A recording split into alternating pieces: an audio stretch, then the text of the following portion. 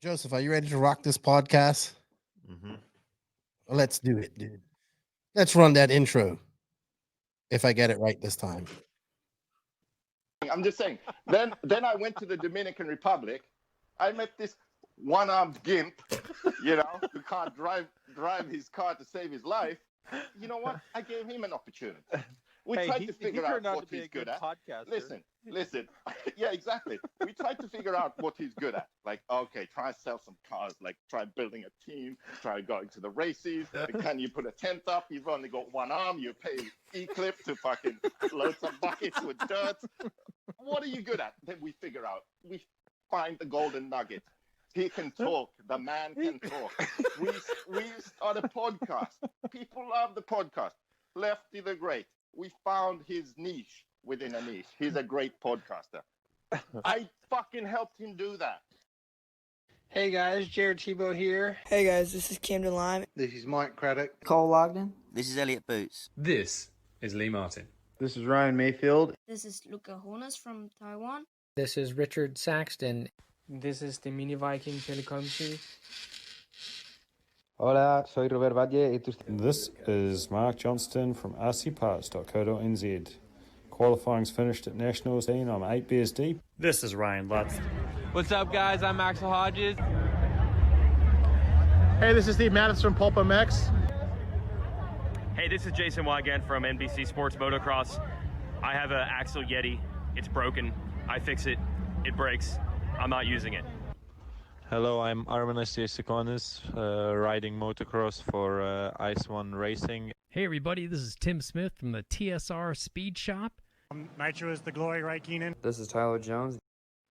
This is the ridiculous one, Jay Smoker, and you're listening to the No Name RC podcast. Ridiculous! Woo! This is the Viking David Ronafalk, and I would like to congratulate the No Name RC podcast for episode number 100. Nitro is the glory, and Manchester is red. Nitro is the glory. Welcome to the No Name RC podcast with your host tonight, Keenan White, aka Lefty the Great, and if you are unlucky, the Finnish village idiot, JQ. This is the RC podcast with no name, but plenty of content. So sit back, relax, and get ready for some serious bench racing.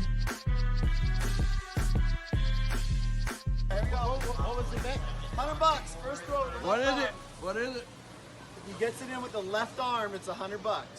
Here we go. $100 right here. $100 throw. Oh no!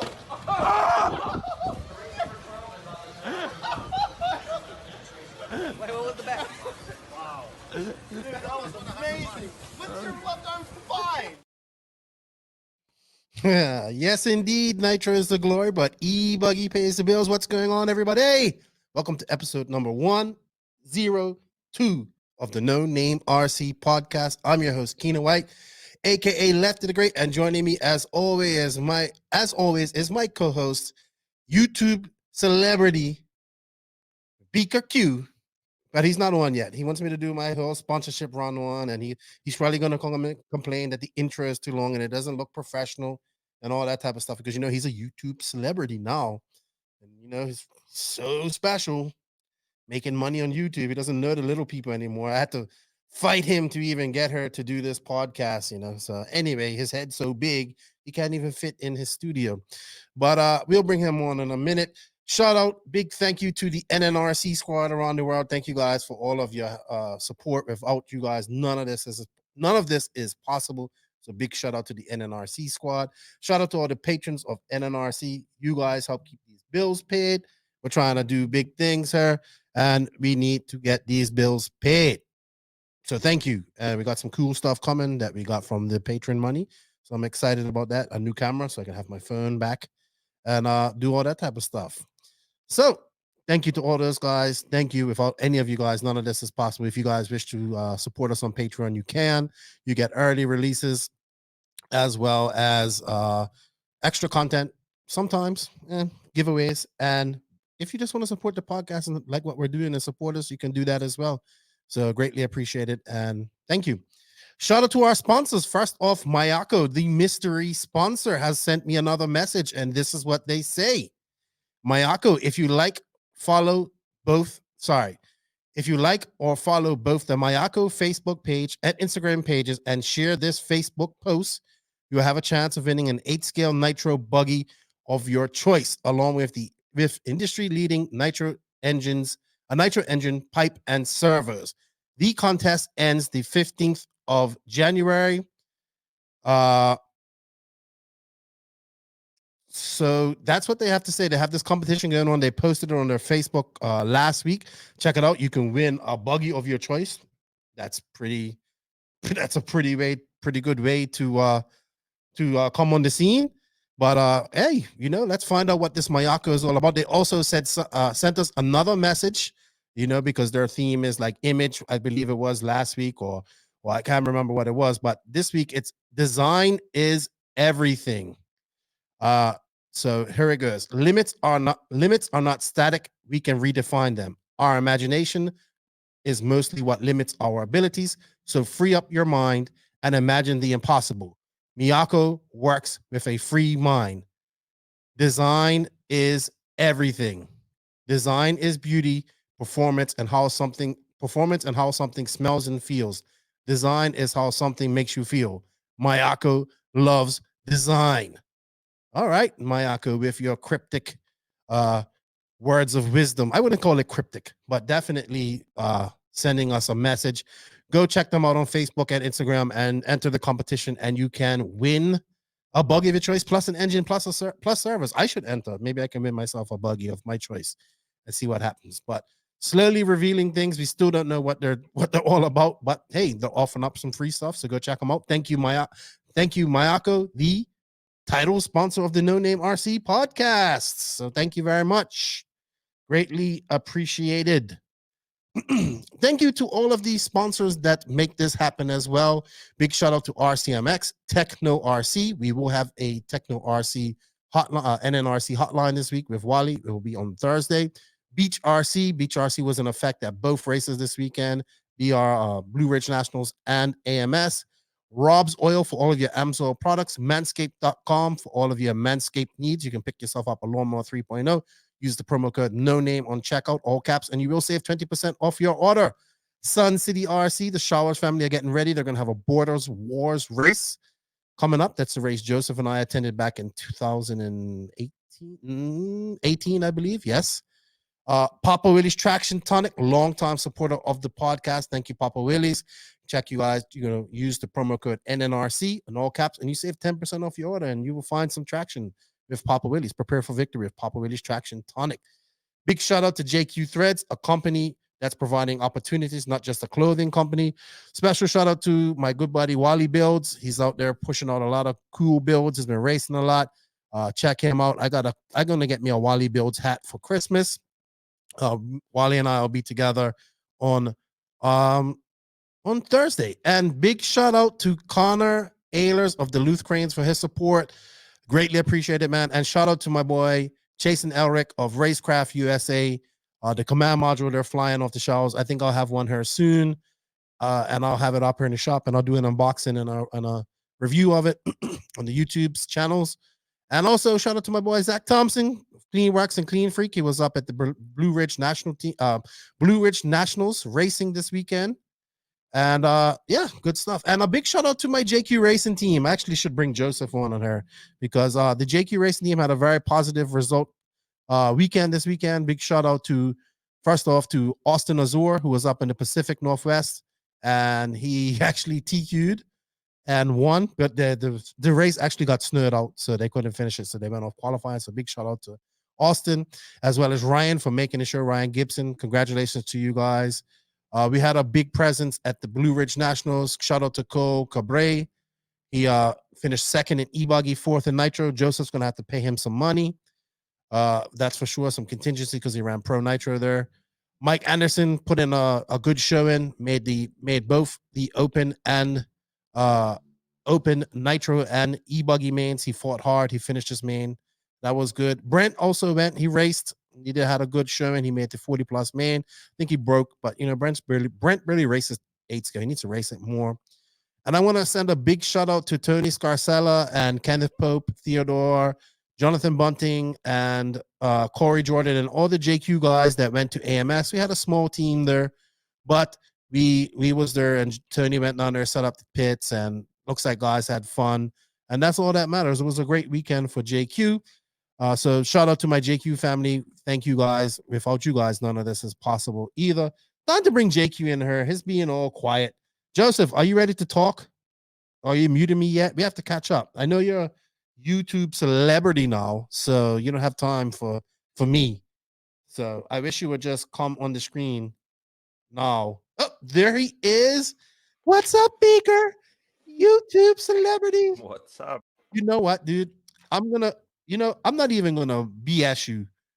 First off, congratulations on your video. We'll talk about that more, but you finally done something that everybody liked. And I saw like 1 or 2 negative comments, and I was like, that's that person's loss. So kudos to you and your Nitro tuning video. That doesn't mean you get to sit back and be all cool. 37 years. And I can't. Yeah, it took 10 years for people to like something that you done, like everybody universally. So 37 years, and I got nothing for it. Spent time and money. It was a great video. It was long. And yeah, you did a good job of it, man. If people would have known what we did just to do video, our little part, like I almost wanted to kill you during doing that, to be honest. Like, it's so weird. Like, we was using this actual program while you was looking at the back of my camera and directing me. So crazy. Yeah. You got to turn your earphones on a little bit. You get too close to the mic and it reverberates into the microphone. Your microphone's really sensitive. I've been telling you this for a couple of podcasts. All right, Joseph. You know what? You have to come out of your pocket this weekend too. This week. What's that? Or the next couple of weeks. Cole Cabre, man, he went up to Blue Ridge Nationals and he finished 4th in e-buggy and nitro buggy pro. So it's not on the level of probably PNB, but you're gonna have to come out of maybe $100, $200 for continuing. 2nd or 4th? He got 4th. He got 2nd in e-buggy. Yeah, we don't pay for e-buggy though. No, you don't. You cheap bastard. No, you know why you don't? And anything to discourage e-buggy because it's your best class. That and truggy. Just admit it. You're going to be an e-buggy and truggy specialist from now on. Not e-buggy. But our topic tonight is actually something that might give you hope. So, you know what, Joseph? We had a lot of racing going on this weekend. We are going to talk about it. Obviously, AMS was the biggest race. BRN, Blue Ridge Nationals being the 2nd biggest race. They're a supporter of the podcast. I want to shout out and congratulate them. They finally got it right. They had a race. They had 200 and something plus entries. It went good. It went pretty smooth. Everybody I talked to had fun. We'll talk more about that. But all I know is, Joseph, I'm getting super antsy and I miss racing and traveling. Remember at some point I said to you, I'm tired of all this traveling. I don't want to do it no more. And I was pissing and moaning about traveling because I wanted to stay home and all that stuff. Well, I'm had enough of home now. I am ready to get back on the road and get back to racing. But I don't know when that's going to happen, unfortunately, right now. So. Yeah, looks like next year is still going to be a bit of a mess. Yeah, it is. It's not looking positive, but we can be hopeful and hopefully. But I just miss it. Like I was thinking now, like I would be preparing to go to Fall Brawl now, and I wasn't going to go this year. No, I'm not going, but because of the rain last year. But I'll tell you what. I would be on the next plane out of her going to Fall Brawl if I could. I could, but I just too close to Christmas, so not gonna take that. Not gonna take that chance. I don't know if you can actually travel to America right now. I can. You can? Yes, but why? I have to do a pre-COVID test here. I have to get a test there, and then I have to do a pre-COVID test to get back here. And if I pop that COVID test, I can't come. They won't let me come here. So that's my biggest fear right now is like not being here for Christmas and stuff like that with my family. So I'm just staying my ass right here and following RC. But I'll tell you what, man, I watched the Blue Ridge Nationals a lot. And I watched the Pro Nitro Buggy of of AMS, and oh man, it just put the bit in my mouth even more to get out there and smell some nitro and get racing. So I'm missing it. I'm sure you miss it too. So I tell people all the time, man, they're fortunate. Like all my American friends, you guys can go out and race. Even the Europeans can get out and race. Like for us, for me, it's not really happening. For you, it's not happening. So yeah, if you live in a place where you have a track close by and you can run on the track, then it's fine. But if you live in Finland where you can't drive this time of year, or in some other country, the same problem, then yeah, it's not good. Maybe you can go. You guys have some 10 scale stuff you can do though, right? Yeah, but I can't run nitro. So yeah. I don't know when the next time is that I can. Interesting. It definitely sucks, man. It definitely sucks. So let's talk about your tuning video. And then today as we recorded this, you dropped your favorite topic. And I'm so glad you didn't go into super science mode on that. Cheating and CTOs and all that stuff, even though it wasn't CTO. But we'll talk about that in a minute. But let's talk about the nitro tuning video. It was a hit. It's made it everywhere. Every person that I've talked to has said they liked it. I had one person say you got it wrong in one section, but he said otherwise than that it was good. Because I sent it to him, and he's my nitro engine guru. Huh? It's already fixed. What the humidity part? If it means that the humidity part, as well as he was talking about the third needle, that it isn't really what it does, but I think I don't know. No, I'm not wrong about that. He says he does. If he's a master tuner, he says I doesn't even touch that needle, so that's good. Yeah, well, yeah. What I said about the third needle in the video, I stand by it. So are you happy with that, man? I mean, you went from like 2,000. You gained about 1,000 subs off from that video. I think you went from 2,075 to 385. 3,850. So you gained a lot of subs. You got like 11K downloads or views for that. I think that's pretty good. You ain't at Mark Santa Maria yet. He's getting 20K and like as soon as he puts them up. But but here's the thing. It varies. He gets like between 5,000 to 50,000, I think. That's good. But here's the thing. Sorry, guys, drinking water. Your video would be good for his crowd as well, because there's a lot of beginner guys there, and I think they should watch that. So get it, time, dude. Just give it time. Give it time. Are you happy with it? Are you happy with the response you got from it? Yeah, the response was actually a lot better than I expected. It was really, really positive. I mean, I'm not used to getting positive feedback, so it was really strange. It feels good, doesn't it? I mean, it doesn't always feel 99.5% like ratio at some point. Yeah, I saw one guy say like, I'm not gonna listen to this. This guy's an asshat on Facebook. Then I looked at his Facebook profile and I saw he just runs e-buggy. So it doesn't matter. It doesn't matter. Yeah, like somebody has to like comments are pretty much all positive on YouTube if you go and read the comments. So yeah, there's always got to be there's always got to be some knob end that just has to say something. You usually are that knob end, mind you. But yeah, man, good job. My parts in it, I think we can do better. My acting is not all that good. You can see, but honestly, like we almost killed each other filming those small parts. If you would have known the amount of time it took for us to film that little part, you were like, these guys they have too much time on their hands. Something, but it was fun. Just and need patience working with you. Well, if you worked with yourself, you would kill yourself. Pretty much. Working for you is, I don't know, man. Yeah. But kudos. But let's talk about the next. I think, man, you know what? I think you're about to lose your found friendship with Drake, man. That cutting the track video. Yeah, I mean, I was like, all right, is this Joseph gonna drone one in science mode about CTOs and bullshit like you usually do? But it was actually pretty good because you can see it. Now, the first track cut with like Cole and Tasman, that was bad, but it was like a super serious racing incident. But it was bad. But the next one after that, That was really bad. But I mean, people have to see the stuff so they know what it is. And in both cases, I think if it had a referee, which it probably didn't, those two incidents would have been called out. Or maybe they just don't get called out. Maybe this is just RC's dirty little secret. Doesn't get called out. If it's a world championship or European championship, okay, yes. But if it's any of these big races in America, then no. It's unfortunate. I mean, I'll be honest with you. Drake's track cut was completely blatant. Like, it was like, all right, forget about that whole part of the track. I crashed. I'm just gonna go and take second. Yeah, well, that should be That's called what out. you get when you always get away with whatever you do. You know, everyone's always on your side because you're so awesome, and that's it.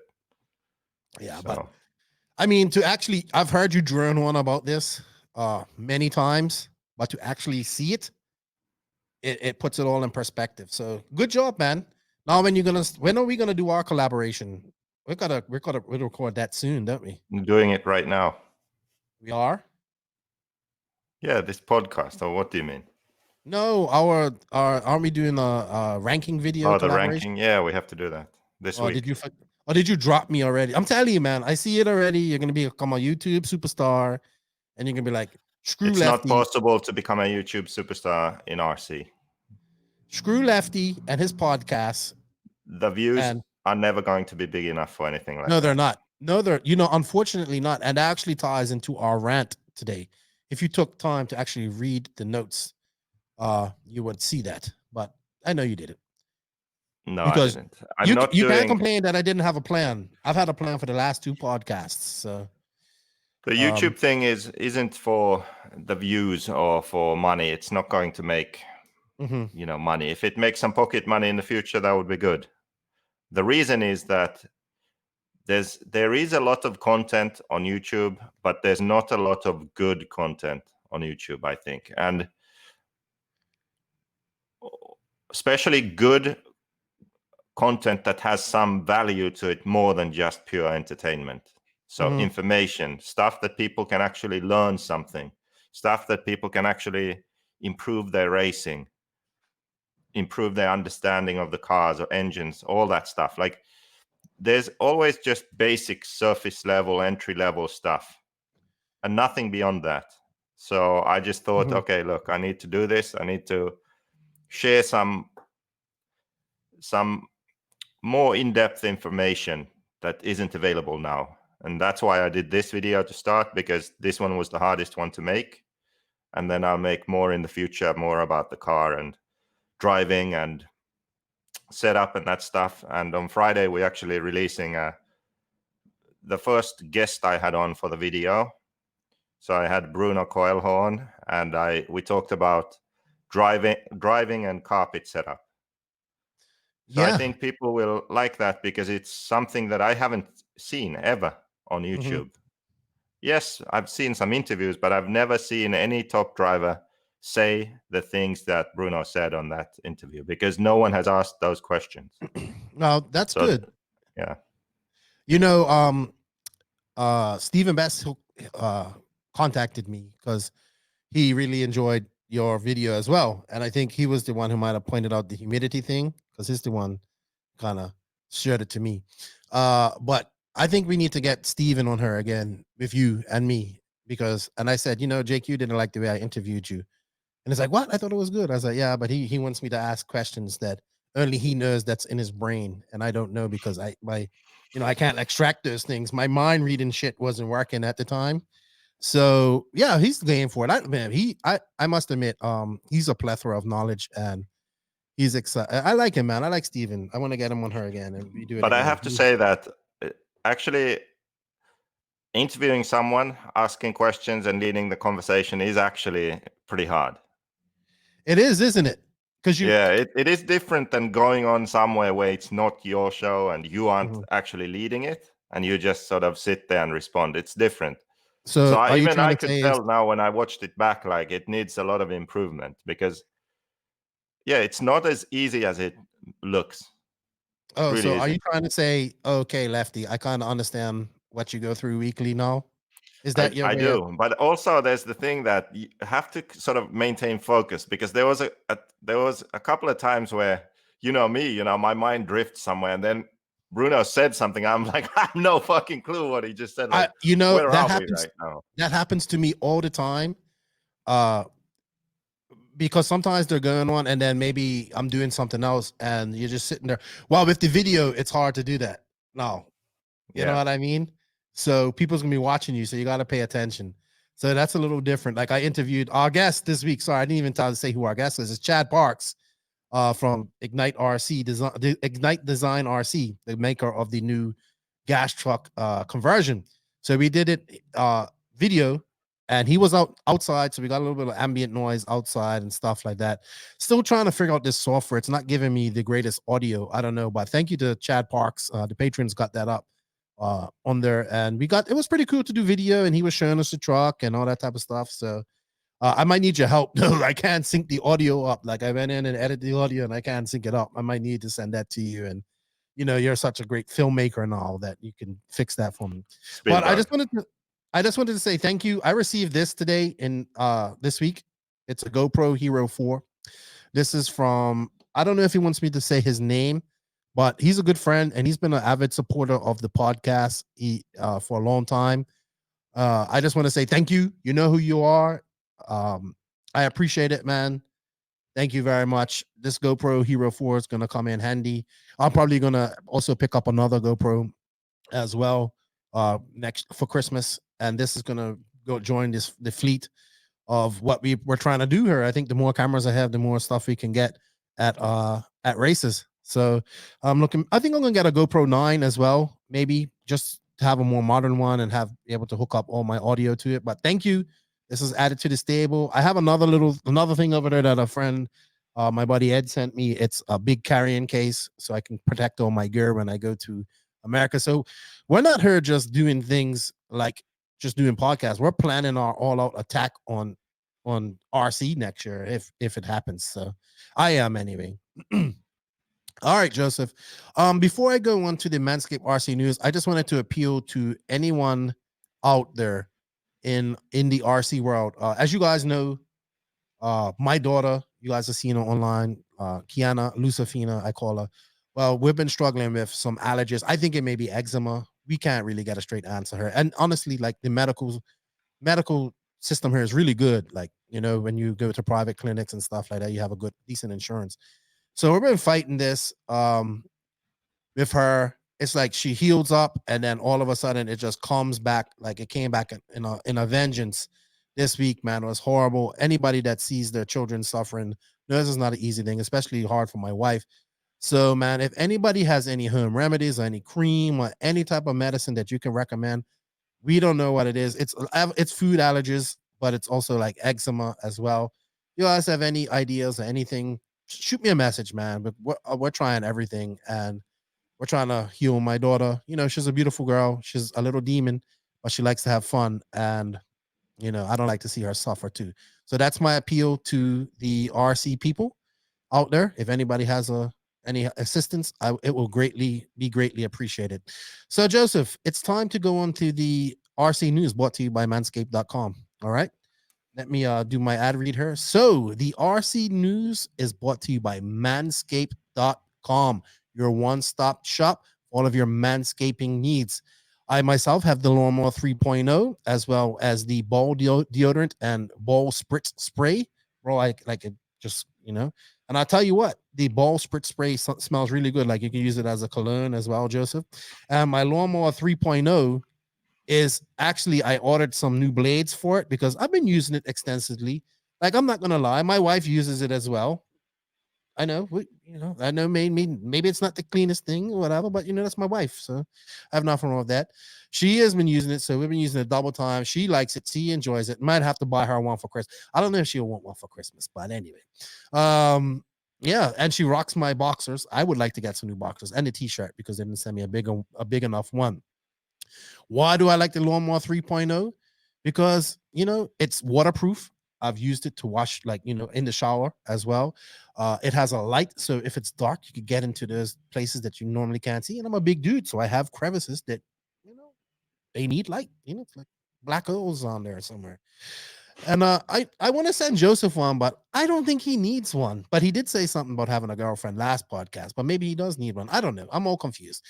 But you guys can go to www.manscaped.com, use the promo code no name in all caps, and you will save 20% off your order, and you get free shipping. And if you buy this and you have the balls enough, please tag us in this and say, I got this with my promo code from the No Name RC podcast.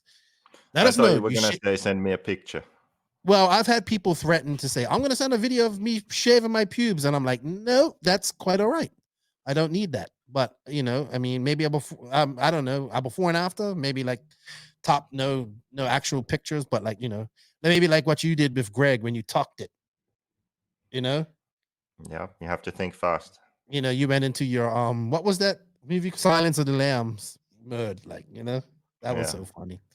All right, Joseph. So the first thing I have up, let's see. I want to bring this up. Let's bring it up on the screen here. Let's see if I can do this smoothly.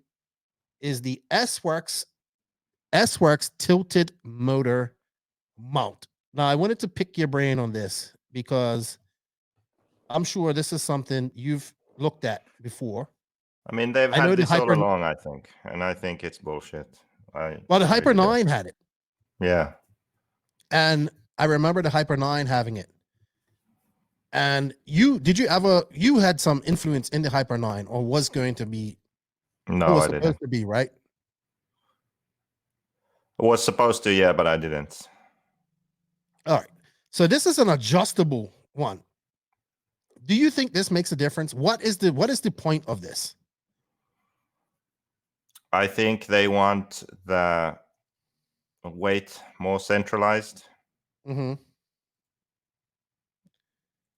That's it? I don't know. I would be curious to hear that. Does it actually make a difference? But I really doubt it. Why do you doubt it? I mean, they used it for... Because it's such a small change. You tilt the engine a bit. But Joseph, you always say... It's going to be a really, really small change. You always say small things make a big difference in RC. Yeah, but I don't think this does. All right. How about... I know what the difference is with a normal cooling head and a low profile one. And then if I think that, okay, I keep the same cooling head, I just tilt it a few degrees.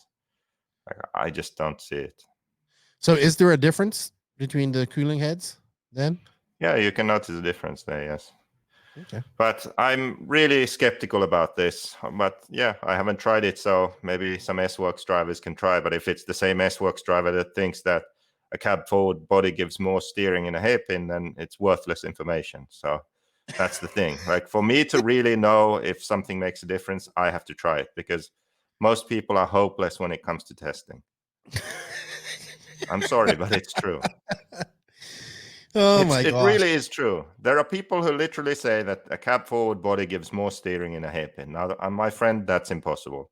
There's no downforce in a low-speed hairpin. How the fuck could the cab forward give more steering? That's one of your serious pet peeves. Yeah, I mean, come on. Oh my gosh. I don't know. You know what my buddy said? He said, Mike Hill and I talked about this, and he says that the motor will be faster because it's on an angle as well. Because gravity isn't affecting the piston as much. Yeah. That's pretty deep. I really doubt that too. That's really deep. That's really deep. Oh, see, Mike comes from that airplane mentality back in airplanes too. And they used to have radio engines, and they used to have, you know, piston engines on the side and all that stuff. Doesn't really, you know. So I don't know. Maybe he's onto something about it. I don't know. Only way is to get an S-Works and try it. There you go. You should get or one. Make a mount for the Black Edition, tilt the engine, and find out. Maybe I can do a video about it. There you go. Hey, actually, that, you know what? I just thought of a good video series to do. Oh God. So all these different things that people say make a difference, actually test it and then answer the question that does it make a difference? Like, does a cab forward body give you more steering? There you go. You can start with that one. Yeah. Then I'll actually do the test. I'll test it, film it, explain it, analyze it, come up with not a solution, conclusion. What's the word? A synopsis? A judgment. What is it? A judgment, I think. I don't know, Joseph. A verdict. A verdict. There you go. Yeah.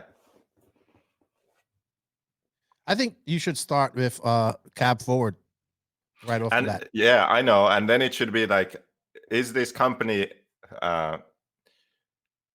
guilty of false advertising? And then it's guilty or not guilty. That's it. That's the new video series. Oh, God. Here we go. That's going to be fun, actually. So we have to find all these different claims that people make, people or companies. And then I study them and find out that is it true or not. There you go. Start with cab forward. I'm going to write this down. This idea is gold. There we go. We came up with an idea for Joseph's next video. Can I be involved in this one too? How? I don't know. I just argue with you. Anyway, on to our next product. I would be interested to know about that tilted motor mount though. Did you see Chris Nelson has come out with a new fuel? It's called TNR fuel. I guess it's Team Nelson Racing fuel. Nope. Yep. He came out with a new fuel. It seems to be, Chris Nelson is a SoCal racer. He races everything. This is a long time racer too. And he's bought out his own fuel. This should be interesting. If I know some of these fuel companies have been trying to fill the gap that Byron's has left. So I don't know much information about this fuel. I know it's yellow-ish, fluorescent yellow, and I saw some pictures of the bottles, but that's about it. So congratulations, Chris Nelson, man. I guess I'll be waiting to hear more stuff about your fuel. Check him out. You can find him on Facebook, Chris Nelson. All right, Joseph, have you finished writing that down? Because we got to get into some serious stuff here. We had a race this weekend. We had 2 races. Before we get into the race, do you know what I did this weekend? Oh, no, I don't. Did you go out on a date? No, well, kind of. I went on the EFRA AGM meeting. You didn't tell me anything about that. And they released a video out of 2020 a couple of days ago. But I know you didn't seem too happy. So what was up with this EFRA AGM? Well, hold on. How did you get invited to it? Through Finland. I asked the Finnish representative, hey, can I be one of the representatives for Finland? They must have hated he said me yes. in there. So I was there and I just wanted to get the feel for the room, the vibe. And I can tell you that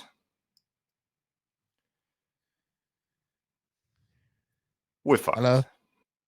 Basically. What? What's the best supposed to mean? Things aren't going to change for the better anytime soon. Let's just put it that way. I think EFRA as an organization is a lot better than IFMAR. IFMAR is nothing. It's just literally they don't do shit. EFRA does stuff. EFRA has people in the organization who care about what they do. They do a good job. And it's a massive job, actually, if you think that all the European countries need to come together, run with the same rules, race formats, coordinate where the races are, all this stuff. Like, it's a lot of work, actually. So it's crazy that there are volunteers who want to do that kind of bureaucratic work. So that side of it, that's fine. But the issue I have with it is that they don't see how they are also hindering growth and change in RC. They need to see that. So I went on there to first to sort of share my point of view, but also to hear theirs. Now, I didn't hear much of theirs, except I could tell that there's a massive resistance to any kind of major change that I think would be positive. What I mean by that is, for the last 20 years or more, we've been racing pretty much same kind of races, same racing formats, same locations. The best thing that has happened is RC Racing TV and Control. because they do great video coverage live and also post-race of the event. So that has meant that the European Championships are seen by a lot more people. And I even said this. I said, I think this is the best thing that EFRA has done. But please note, EFRA isn't doing it. EFRA is paying a professional company to do it for them. So RC Racing TV and Control, they are doing the great job. And EFRA is paying for that. Mm-hmm. EFRA needs to do more of that. That was my message. That, look, you need to do the same thing when it comes to organizing races, for example. Yes, you have the rules and the format and that, but why not get someone in there as a promoter to do the work, to do the job, to make the races look better, to take them to better locations? Just provide the sort of provide the foundation and funding, and have someone take this next level. You know, that was one of the things that I wanted to get. Like change of sort of thinking, in the sense that EFRA should be a true federation. Just like in full-scale motorsports, they have, for example, FIM is the motorcycling federation, but they don't run the Motocross World Championships. Infront is a company that runs it. You know, we need that same thing. We can't have EFRA as a federation also organizing the races. Like, it doesn't work. Just focus on what you are strong at. You are good at the bureaucracy, the rules, the laws, the race calendars, all of that stuff. Focus on that. Do that. Have licenses, gather funding, work with all national federations. Great. Do that. And then pay people to take care of the media. Pay people to produce the events. Pay people to take care of technology, website, databases of all information. Make EFRA a central hub of information for European RC. This is the direction I think EFRA should go, but yeah, it's not. So what was that video about, though? That's what they're trying to say in that video, kind of. Well, the thing that I also said was that producing a video 1 week before the meeting, designing a new logo, having a nice PowerPoint presentation, that's good. That's better than nothing, but it's not changing anything. Like planning stuff, saying the right thing, having meetings, that doesn't get shit done. That's the sort of easy part. The hard part is doing this stuff. And I didn't get one single response that was encouraging in the way that I could see that, okay, something's actually going to change. I've been involved now in doing different projects and actually creating something in the world that exists. And I can tell that partly because EFRA is a volunteer organization, the problem is that no one is going to go the extra mile, because that takes a ton of work, time, and dedication. And no one is going to do that. No one is going to take on that responsibility.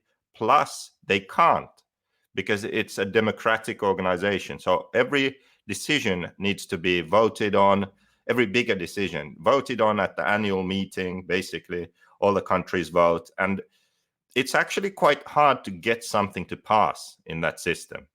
So let's say that one person in EFRA wanted to change something, like, okay, you know what, let's change how we work. Let's hire this company X to produce our European Championships, because they can do this and this and that, and they can bring our races in front of tens of thousands of people at major events.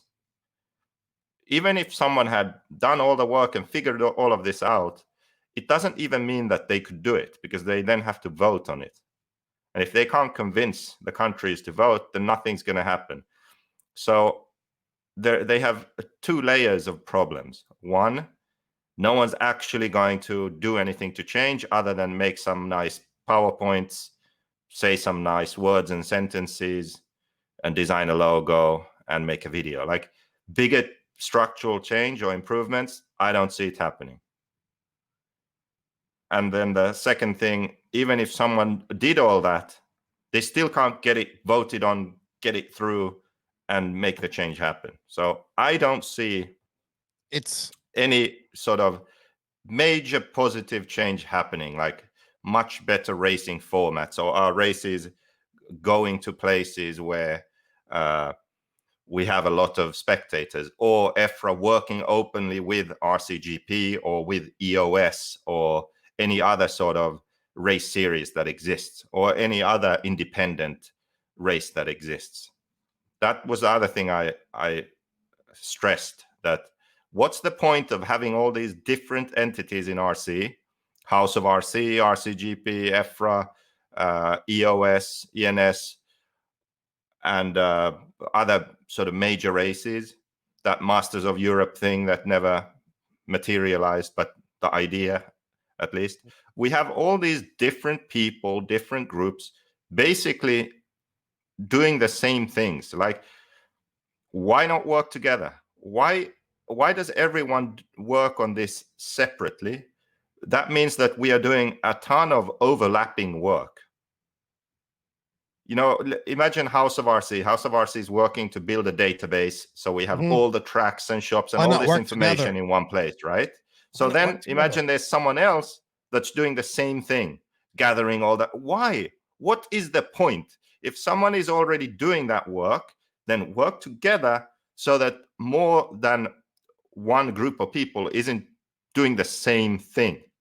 This is a common problem, which is stupid. Like, let's not do overlapping work. Let's work smart. It's like people that build. It's no different than guys who go to a track, don't like the way it's run, and decide to build another one on, like, a few miles away, and then both tracks suffer. It also sounds like that EFRA is kind of like, you know, we always say like having a club run track is nice, but you have to go through so much red tape to get anything approved, because you have to get opinions on anything else. And then when you're doing it all on your own, you can do everything how you want to do it. Well, that's kind of what with EFRA. And it sounds like to me that maybe the governing body of RC needs to be run like a business.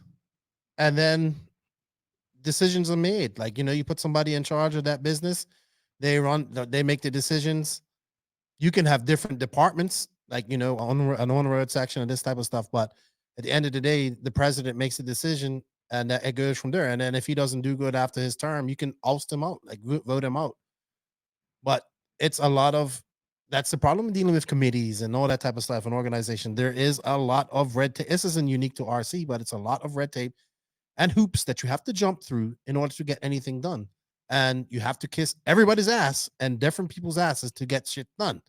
So it's a waste of time, and it takes a whole bunch of time to do stuff like that. So I get it. I get it. And it's frustrating. And maybe there are individuals in EFRA that have an you know, obviously we have, I think I don't know how you, but the new president of EFRA seems to be younger and open-minded, but there's still a lot of old horses involved in EFRA, and they don't want to let that little bit of power go. So, you know, until we get all new people in.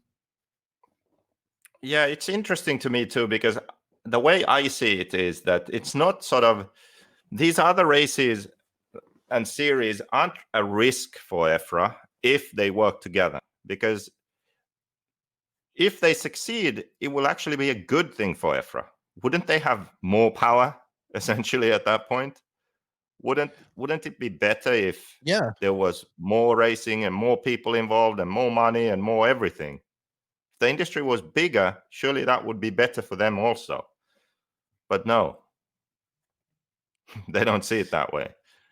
Well, maybe it's time to come in and shake the hornet's nest and something different, you know, like Norca did back in the day. Time for that for sure. It's like Norca did back in the day. Not, all right. not Well, really I was like wondering, that, but yeah, I was wondering about your, I was wondering about your meeting. So now I know all about it. We need to talk about these races. All right, we're gonna start with the Pacific Northwest. They had their, I just have to shout it out. They had their NCT. I should have probably had this up. Let me see if I can bring it up. I want to shout out to those guys because, you know, I really like the Pacific Northwest. I saw that track on Friday. It looked like a tsunami had been through it. Like it was soaking wet. It was a mud pile. They got that track together. They did qualifying on Saturday, and then it freaking snowed. Like literally snowed. This is up in Washington. It snowed, so they couldn't run the finals. But I just give them guys credit for attempting to do that. Yeah, Joseph, like they got stopped by snow. So why didn't you race? Oh, snow. I guess it'd be dangerous to run in, not dangerous for the cars, but definitely dangerous for the turn marshals. Be slippery and icy, I guess. So, and kudos to Austin and for winning that in Nitro Buggy. And yeah, you got to take, hey, that counts as a win too, buddy. So good job. Blue Ridge Nationals. Now, I know you didn't really look into this much, Joseph. I'm going to talk about this briefly. Josh Garbett, he's been a big supporter of the podcast. I'm going to be honest with you. He has not got it right the first two times. First Blue Ridge Nationals, I didn't like. The track wasn't good. He did the Summer Sizzler. He didn't bring in a track builder. Track wasn't good. Very low entry counts. I know this is a lot of money being dished out to do this race, but I think they had a great turnout this race. They got Anthony Westergaard to come in. They built a track, had a lot of doubles. It's a big arena, dude. It's a really big arena. They didn't even use all the space, which is good.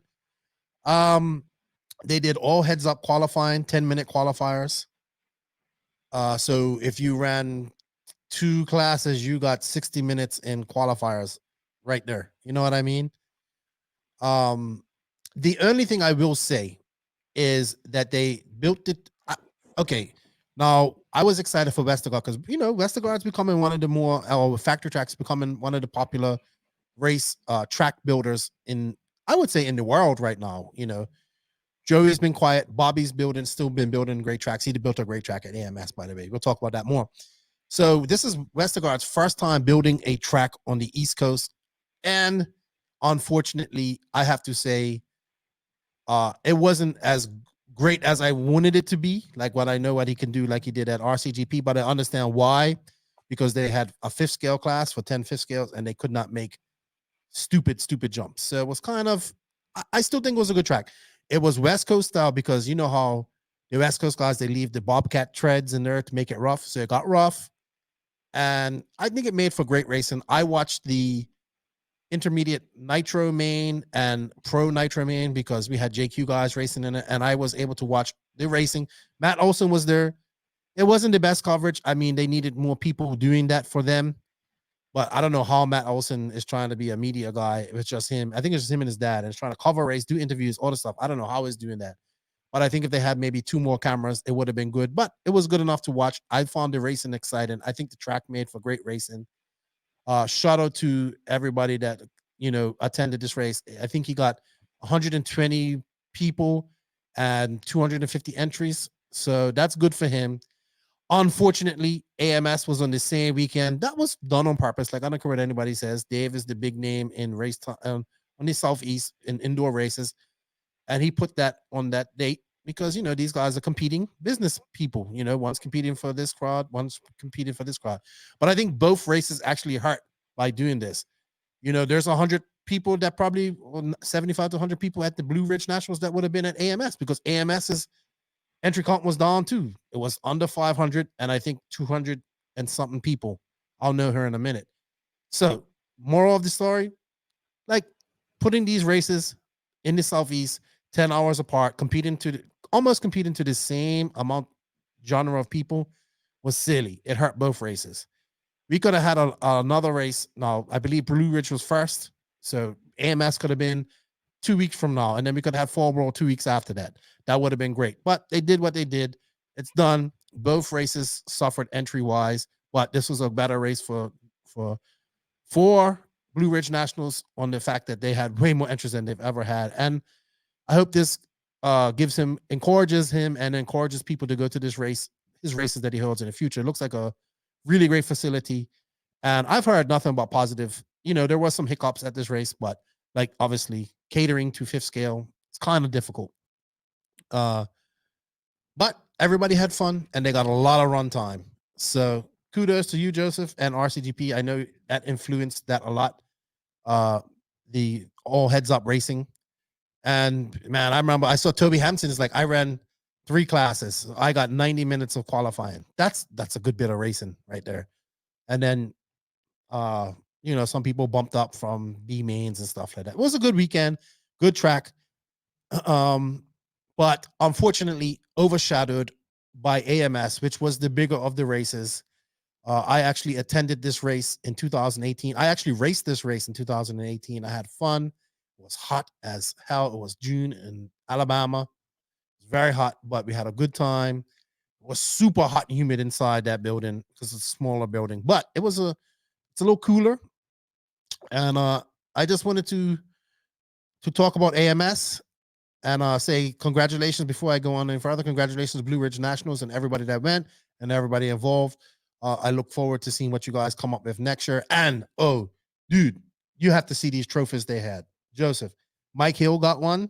Because shout out to Mike Hill, he finished like second in e-buggy or third in e-buggy, and he said that thing weighs 25 pounds. It's like a metal cutout, like an actual big metal of the mountains, like the symbol, the Blue Ridge stuff. And whew, man, he's like, man, these trophies are badass, Lefty. Mine weighs about 20 pounds. You know how Mike talks with that twang. Yeah. So they won on trophies. It's good to see good trophies like that going out. So lots of merchandise that he sold. It was a good race for him. I would say drop fifth scale, but I know he's not going to drop fifth scale because, you know, he has a fifth scale. But it's hard to make a track to cater to fifth scale and eighth scale. And you have to cater to your biggest class, and that's eighth scale, in my opinion. So, but anyway, good job. I really wish he would have let Anthony go loose and do a proper Anthony Westergaard track, because I think Anthony could have made. But a really, really badass track with all that dirt and that space. But the track was good. It got rough, and it made for great racing, in my opinion. So I give them credit. If I could clap, I would clap, but that's how I clap, because I can't, because I only have one good hand. Shout out to you guys. I'm glad you got it right. All right. AMS, Joseph. Alabama Manufacturers Shootout 11. 11 years this race has been going on. I think Race Times had it for 5 to 6 years. The year I went, they had this outrageous layout with a crossover and a 65-foot quad that you could only quad, but it was fun. Last year's track was pretty easy. It was medium. But yeah, Joseph, did you watch this race at all? I did send you the link to it. Yeah, I watched it. I have to say, Joseph, what did you just say? The main only. Okay, yeah, that's the only race I watched too, was the Pro Nitro main. Excuse me. Before I go any further, right? If you guys want me to do your picks for races, hit me up, because I be picking winners, right? Almost all the time. Okay, yes, I picked Fenn of a lot. You know, look, 2019. Thankfully, you're over that. I said to Elliot Boots, you're going to win. I said on Facebook, Boots is going to win. I called Cav was going to win last podcast. Look what happens. Cav goes out there, wins Pro Nitro Buggy. A hard-fought Nitro Buggy race, I will say it that. He had no time to relax that whole entire 45 minutes. Other thing I wanted to bring up. Remember last time I complained when they did the Wiki Weekend, had the lower entry count, and they didn't extend the mains? Or maybe Greg messaged Jimmy Babcock and said, you need to do 45-minute mains. But they did 45-minute Nitro A main for the pros, and they gave the juniors an extra 10 minutes in their Nitro main. So that, you know, either somebody at Race Time listened to the podcast or something happened. But I think we might have influenced that. So a nice 45-minute main. We have a little rating system right here that I did for this, Joseph. Your thoughts on the two indoor races so close to each other before we go on? Kind of has similar to what I was just talking about with Efra. So exactly. Working together instead of against each other would make sense. I'm getting all excited. I got to use my inhaler. Talking about racing gets me excited. All right. So I have that reminds me, by the way, Efra placed the Euros warm-up on the same date as an RCGP. So I brought that up also. I said, look, the RCGP schedule has already been released a while ago, and you put the Euros warm-up on the same date as the second race. So they said they'll look into it if they can change it. So watch them not change it. Of course not. Of course not. And also we have to talk about, remind me that we have some news to talk about that Nitro thing. where they might have to the nitro. We have to get a license to get a higher percentage of nitro, but we'll talk about that after this. Yeah. All right, so I'm gonna say this. I did a rating system out of 10. In my notes, Joseph didn't fill them out, but I did. So I'm gonna give the track rating a 7. I would say a 7.5. I thought that the track was it's not a big arena. You had 22-second laps and lower. But I think they did a really good job. It weren't no big stupid jumps like it was when I was there that year. And I like that double. It just made for great racing. But what I think made this track really good was for coverage. They were able to cover this track for spectators like myself with one camera and another one and just 2 people. And I thought that was good. I enjoyed watching the final. It wasn't perfect, but it was better than PNB. But I give Bobby a 7.5 for his layout. It was good. I thought it was flowing. I enjoyed the racing. I give it 7.5. How about you, Joseph? Maybe 4. I mean, the lap time was way too short. Just I agree. Way too simple layout. Yeah, you need to do something else. Like, I think that's a good opportunity actually to slow the track down. Like, make a slow layout, slow track, slow technical. That maybe I'd like to Bobby see likes that to make- on a track like that. Yeah, I mean, Bobby likes those rhythm sections. We didn't see, but you're also working with limited space. And when you put all that But elevation, all the more reason to make it like slow and technical. The I lower did the like- speeds, the better the racing too. Well, And I race think close to each other and stuff. I So think yeah, it that's came why. down to close racing, Joseph. I mean, yes, there was a lot of people that got lapped because there's only 20-second The lap result times, was close, but the racing itself, I mean, yes, there were a couple of good passes, There were but good I mean battles. that when it's lower speed, there is more close racing course. side by side, kind of. Do you see what I I mean? agree. So that's a good I agree. opportunity to do something like that. So how would you have slowed the arena track like- down? What would you have liked to see to slow this track down? Just sort of more technical sections, more corners, more stuff built. This I'd like is to kind see of some more fast and jump. open and 20-second lap times. I like some jump on, and where you have to jump and then time it to jump off and jump up. Yeah, I would have liked to see that. But I did like the track. I thought it meant except for people getting lapped, there were some great battles in the Nitro Buggy main. I mean, look, Also, sorry. It came down to pretty much at the end of the race between while we're talking about this, I'm gonna play some of this so people can see. It came down to pretty much the last corner of the last race for them guys to win it, for Cavalieri to win it. Yeah, so one thing that has become a trend now, definitely, but I used to think that it was just because, PMB, crazy race, massive track, so they run the mains with a lot of people. But now, even on smaller tracks, they run the mains with a lot of people. So there's just too many drivers in the main. Seriously. 7 p.m. Yeah. Here's a lap. We're 38 minutes in, so people can get a look at the track who are watching this on YouTube's. Oh, I got an ad. Oh, no, I didn't. Perfect. Thank you very much. I like that double. Down, 28 to go, It slowed you down, but we needed more like that. Ryan Cavalieri, 5.5 seconds in the Yeah, 15 car main, I think. Yeah. In an S-Works, and the only driver on Raw Speed tires. Out front, leading the way. Ogden, the only driver on Hot Race tires. All right. Well, we did a lap of that. Let's take that off. Yeah, I have to agree with you. It could be slowed down, but I still give it a 7.5. I thought it was fun. I would have liked to have raced on it. All right, level of competition. I actually going to change this to 7. I had it at 7.5. The reason I say this, there was no Lutz, no Drake, Testman, no Jackson Brunson. It just seemed a little light on the pro side. There was definitely some fast guys there. I mean, let's bring up our main right here.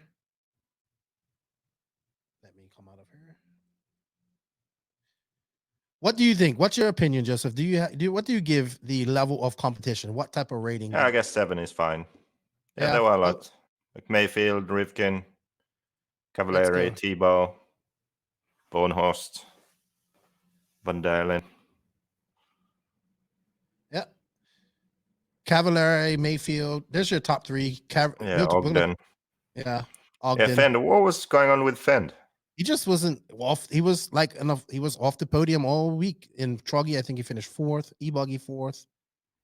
And just not on not on form. Not this weekend. I don't know.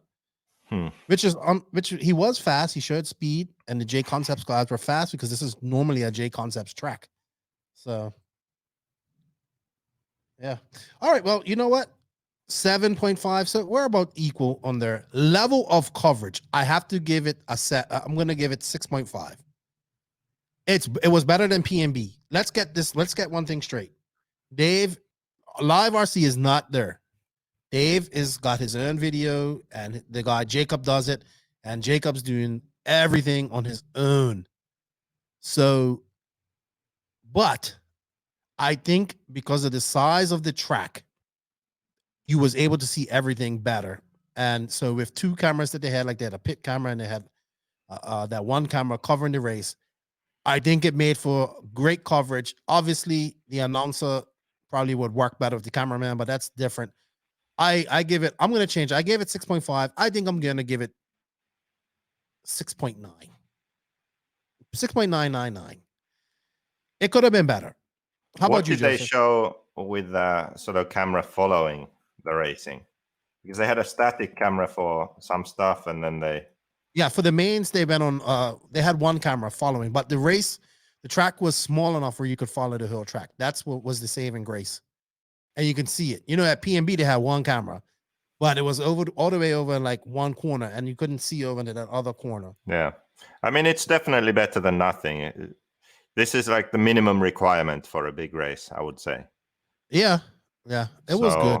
It's good. You still get to see the main, but I mean, I don't know how to rate something like that. It's just such a different sort of a whole different world. Yeah. I mean, go look at like RCGP coverage or the IFMA Worlds coverage, and then this coverage. I mean, it's completely you different. can't compare. It's no like he's just paying one guy who's going around taking pictures, taking. Well, you can compare. Your whole thing was how good was the coverage. Well, it was nowhere close to that. But he's also, not spending. We got video and we got to see the race. A better thing is he's not spending the amount of money that it costs to bring in Live RC or EFRA or any other stuff. What RCGP or IFMAR does, or even DNC does with Live RC. Yes, but your question was how good was the coverage? Now he's making the money. He's choosing not to spend that money. So he's choosing to have worse coverage. That's the whole point. So the coverage is worse. And I said, I think this coverage is the minimum requirement for having coverage at these races. I mean, worse than this is basically no coverage. Yeah. J Concepts guy walking around doing a Facebook Live. Like that's it was way better than that. You know, even though I appreciate when that happens too. Like I said, I think this was a decent track, smaller track made for better coverage, maybe a little closer racing. Layout was, you know, I gave my thoughts on that. No car breaking jumps. I think that was key. Lots of guys getting lapped expected on a small track like this. And 45-minute final. In the main. Yeah, and 15 in the main. The 45-minute final, they listened to the pod or somebody got in their ear. I did my winners and losers. I don't know how you think on this, but my winners for this are Cav, Maifield, Tebo. Where these guys are 33, 34 years old, still racing against each other, still a podium with these guys. Well, I'm going to talk more about that on our thought of the day. Brandon Rose, great 5th place finish for him. Had maybe Lutz and those guys been there, would it be a little different? I don't know, but you know, Brandon Rose has been struggling with finishing races, so that's a good finish for him. Young, 5th place. Kudos to him. Well done to Nemo and Agama. I know Billy's happy. Another solid drive out of Cole Ogden, but too many mistakes as usual. He gets up there, makes a mistake, and you know, thank you for leaving in the middle of doing that. So I know you're absolutely not listening to me. Anyway, Joseph looks like he has somebody coming in to his house or his place. I heard a whole bunch of Finnish talk back there. Solid drive for Cole Ogden. Just makes too many mistakes as usual. Kind of like Barufalo. Like Cole's so fast, and he was fast, and he was in the hunt for a long time, but then he would make a mistake, catch up, make another mistake. So it was kind of schmeh. But a good fourth place for him. I expect Cole to win one of these races. I do. I keep saying that. Tebo wins the hard charger for me. He wins the hard charger award for me. Sorry, I know you're getting like me, getting people coming to your house while you're recording a podcast, you know? Yeah. So I just when I was talking about how I felt Cole done well, but made too many mistakes, and that cost him in the end because he was in the hunt for the longest while. The hard charger award goes to Tebo, man. Tebo, once again, proven to be Tekno's #1 driver. He started in 9th, didn't have a really great qualifying, and he just put his head on and charged away and made up to 3rd, out onto 3rd. And just, I mean, I think he won Truggy as well. Let me bring up my stuff here. Let's see. Tebo won Nitro Truggy. Kudos to him on that. And yeah, he just done well. But here we have, once again, these guys fighting against each other at another race in a different year. It's like Groundhog Day, history repeating itself. I want to give a special shout out to Team Fuller. They've been putting in work. Caden was in I believe he won the intermediate main, and Mason, I probably got those mixed up, but he's made 2 race time mains here in a row, so that's good to him. Would you agree if there's winners, Joseph, that I mentioned? Cav, Brandon Rose, Cole Ogden, Tebo. I know you don't know much about Team Fuller. And shout out to Spencer Klein. He didn't make the main, but he did make the Truggy main. Biggest losers of this race, Joseph, who, in your opinion? I'm going to have to say, man, my 2 biggest losers for this race are Seth Van Dalen. He got 11th in truck, 12th in e-buggy, 11th in nitro buggy, 10th in truck, and 12th in e-buggy. That's a disappointing weekend for Seth Van Dalen. I'm expecting him to, he had speed early on, but I'm expecting him to be on podiums. And when I mean podiums, top 3. Tyler Jones came out swinging 2nd in e-buggy, in Truggy, sorry. Probably was expecting more in nitro buggy. I know he had some good performances, but he ended up just not factoring in. I think he finished he got a 3rd in e-buggy too. A 3rd in e-buggy, 2nd in Truggy, sorry. And with those type of finishes, you probably think you're going to be on the podium in the nitro buggy. So yeah, Tyler Jones, a loser this week. Mind you, he doesn't race much. Dakota Fenn, I expect podiums. He didn't podium anything. And I mean podium. Top 3. And Joe Bornhorst, I'm just gonna give him a meh. I'm expecting more out of Joe. He should be in top 5 at these races. I think he might have been. Let's see where Joe was. He didn't do well. He was 5th in Truggy and 7th in nitro buggy. So I would say I'm not going to use your term, but yeah, I'm expecting a little bit more out of good old When you're Joe. slow, right but there. you finish the race, you finish 7th. See, I wasn't going to say something smart. Anyway, your thoughts on any of that? Would you agree? I think, well, like I said, Fend, like, what's happening? Why was he not on the pace? That would be one. But I think Maifield would be I only care about nitro buggy, so I don't know what happened in the other classes. Don't care. Well, talking about nitro buggy. Let's see. He finished. Let's just talk about it. He finished 2nd in nitro buggy, and then 2nd in. He finished 2nd in nitro buggy. He didn't run. Doesn't look like he ran Truggy. Yes, he did. He had some problem in the main. Anyway, I don't care about that, and no one cares about the Lefty. We're talking about nitro buggy now. So my loser for the race would be Maifield. You know why? Because I think he was the fastest guy and he should have won. Now, yes, he had one more pit stop than Cavalieri, so he needed to be at least a pit stop ahead of Cavalieri, right, towards the end. Well, he made that mistake on the second lap, maybe, or really early in the race. He made a mistake coming onto the straight when he was leading with a decent gap. Dropped back. And I actually, as crazy as it is, but that lost him the race, I think, because after that, he was chasing. Mm-hmm. So then, even so, after all of that, he was still in it. 2 minutes to go. Cavalieri's car looked way looser and harder to drive. Maifield had grip. He was doing good. He was catching like 0.2 to half a second every lap, pretty much. Caught up to Cavalieri. And then something which he used to always do. Well, not always. I shouldn't say always. He used to do this a lot, but I haven't seen him do this in a while. So I was a bit surprised. He actually blew out. We should bring it on the screen, seriously.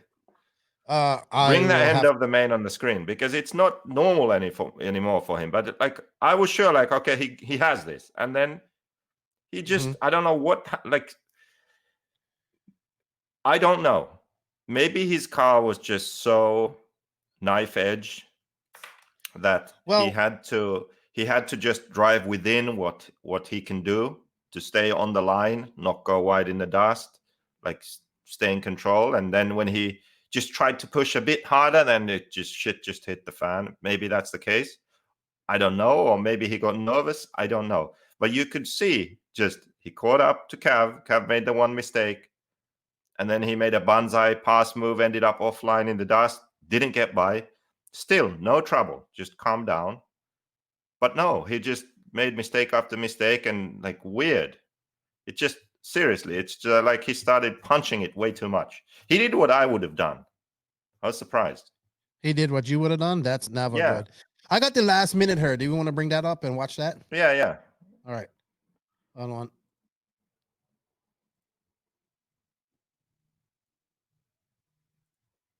So that's why, because I think he was faster. He should have won this. All right, so we got this. All right, let me get some. Do you want some volume? Yeah, I can't remember now. Ordinary driving out of Maifield and a mistake out of Cavalieri. It is now a 2.5 second lead. Cavalieri in cruise control. It was earlier than this. I think it was with 2 minutes left. Raw speed tire driver in the field, up and over that front side. Go back to 2 minutes left or so. Tebo down to fourth as they come by the loop right here. So they're battling. There we go. We're at 2:13. Yeah, I think this is it. Okay, so watch this. So Maifield is a lot faster than Cavalieri at this point. He has caught him from a pit stop back, basically. And look, Cav makes a mistake, just overcooks it. He could have got by there, just overcooks it. Okay. But here, it's like, I don't know. He just went nuts here when he was...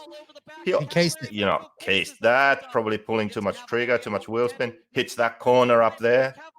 You know, just starting making mistakes. And watch this.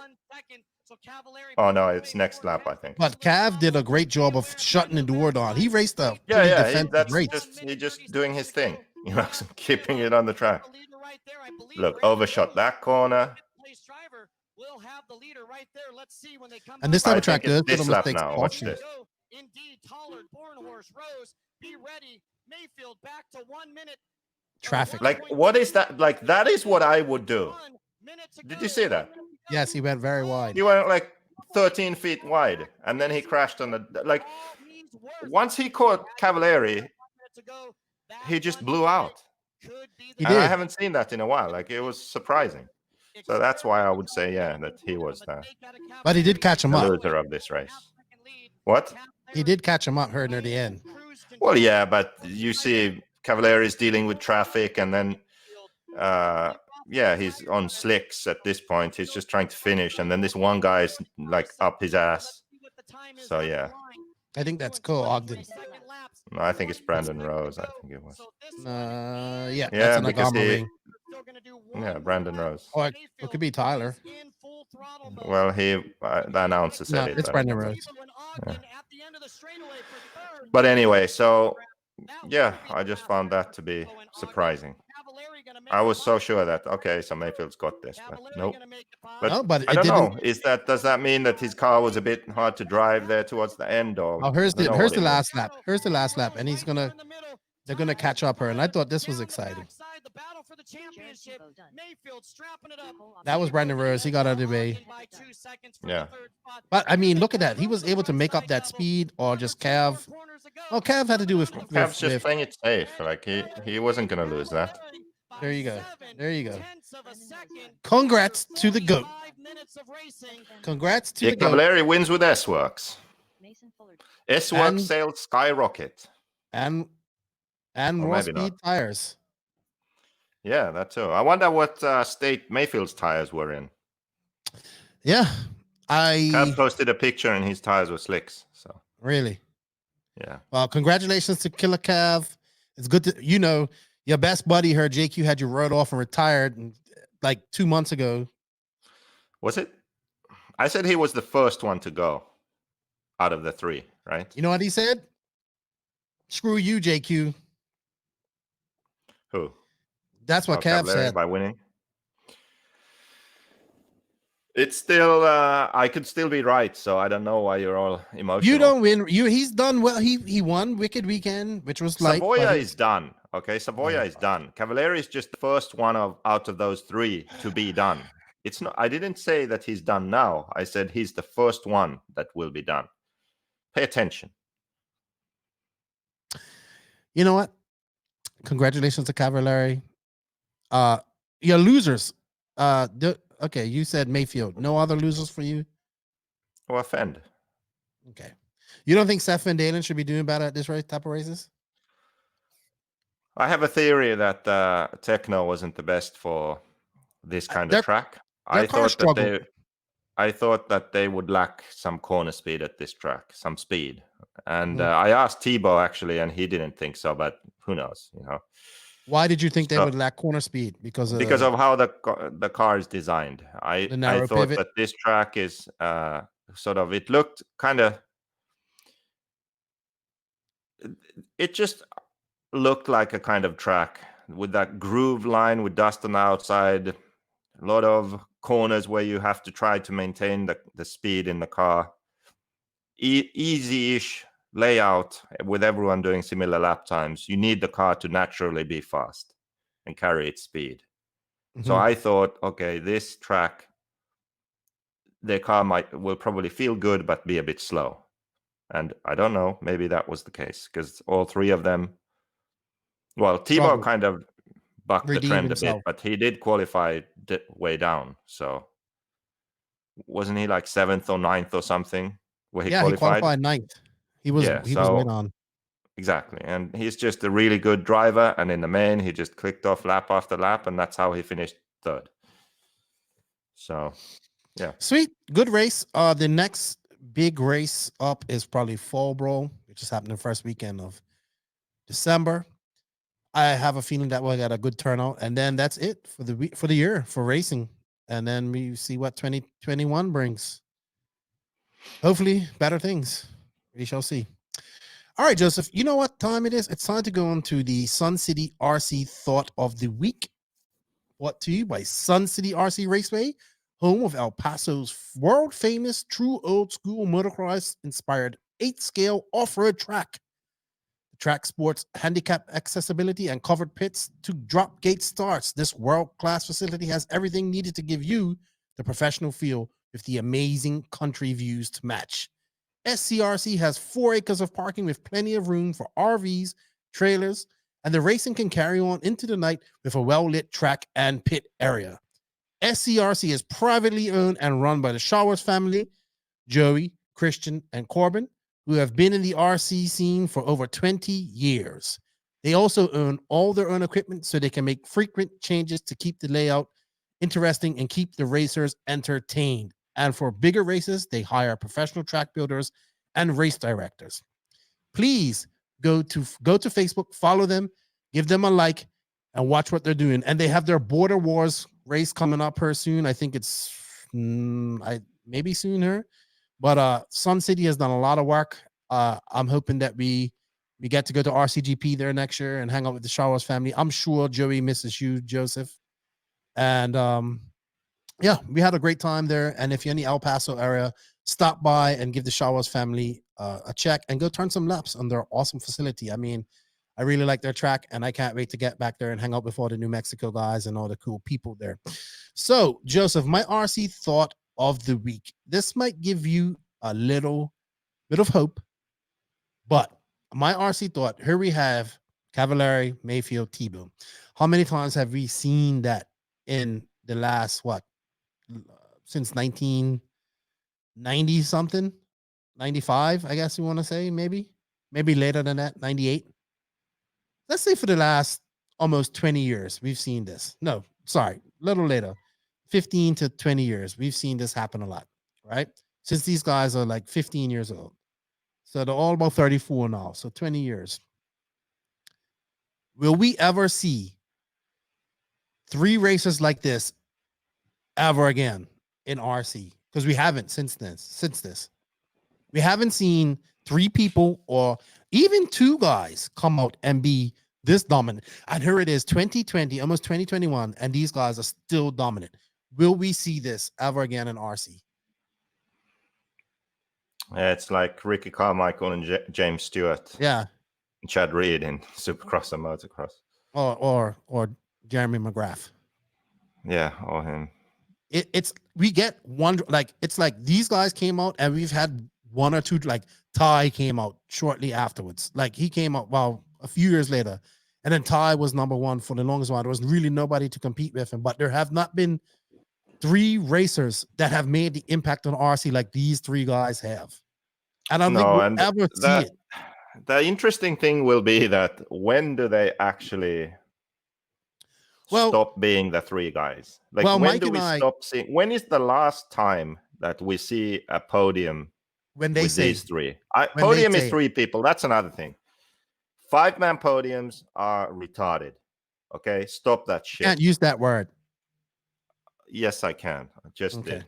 So I think that's these 2 things are actually something I'm gonna take on as my issue. I don't have enough issues to fight for. We need less drivers in the main, and we need 3-man podiums. Okay, but anyway, back to the topic. When is the last time that we see a 3-man podium with these guys? I don't know. That's kind of hard to say, a 3-man podium. When do we not see a podium without these guys involved in it? That's a better question. No. I mean, that's just as hard. But the point is that there will be a time when it's the last race where these guys lock out the podium. When they say so, that's when it happens. Because I think all 3 of here we had Cavalieri washed up, ready to quit. He comes out and drives a perfectly defensive race, like perfectly calculated, professional. Park the bus, only go fast when I need to, don't make stupid mistakes race, right? And here we are. Here we had him out of RC next year. He comes and does this. Only S-Works there. I mean, they had Camden Line, they had a few guys, but very, you know what I mean? On some tires. Obviously, with raw speed, he probably in his contract, he can run whatever tires he wants. I don't know what he ran. Probably ran raw speed rubber. I don't think when you start winning, you gotta rejuvenate. You know what I mean? Now Mayfield's going home. It was so close. He wants to get back. He's got to beat Cav. You know what I mean? Cav bested him once again. Everything was Mayfield. Maybe that's it. Maybe Here's Cav. Maybe Mayfield blew out because it was Cav. Right. Here's Cav. Fuck, this thorn in my side. This guy's been a thorn in my side since I started. He's like, let's be realistic.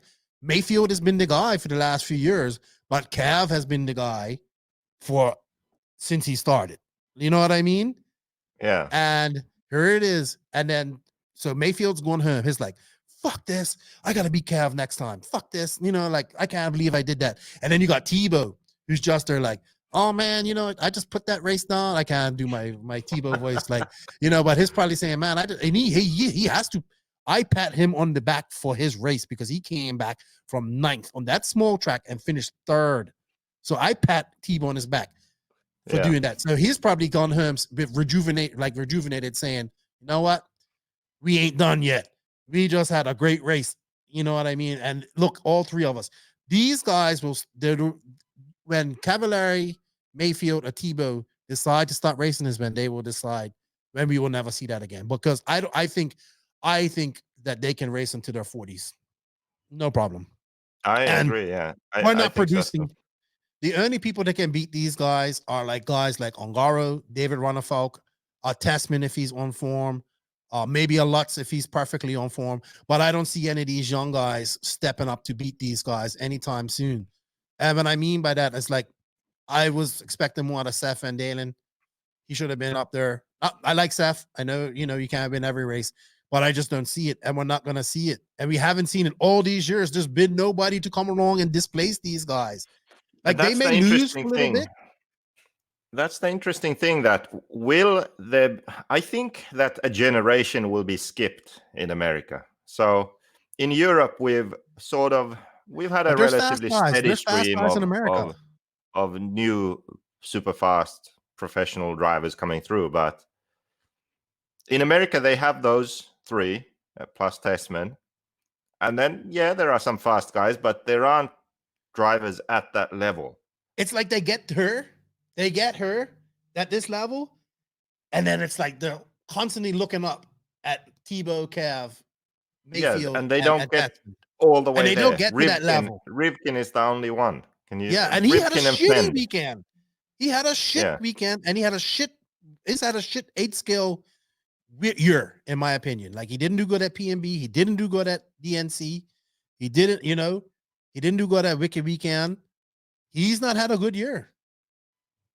He's the only one to break that mold of the younger guys, and he's even a different generation. But in America, it's hard to see because in Europe we can see this. You got the David Ronnefalks, you got people coming up, you got, like if he ever if Barufalo ever just dialed it down to 85% and saved that 15% that he has for when he needs it, he would beat all these motherfuckers. Did I say that out loud? But he will beat all these guys. Like, you know what I mean? Yeah. Sorry, I'm getting when I'm talking about racing, I get excited. So, like, I just don't know if we're gonna see this, man. Like I'm just flabbergasted. Like, honestly, we just had a podium 2020, almost 21, end of 2020, last big race of 2020. We didn't have much to share. And we see these same three guys who have just been so dominant for so long come up and do it again. And I guess what? Cav's 34 this year. He's got to be. Tebow's probably the oldest of them, I think. All of them got kids. All of them got real lives. Joseph, there's hope that you can possibly do good. Possibly. I wouldn't get too hopeful. I think you should focus on YouTube. Maybe at one race.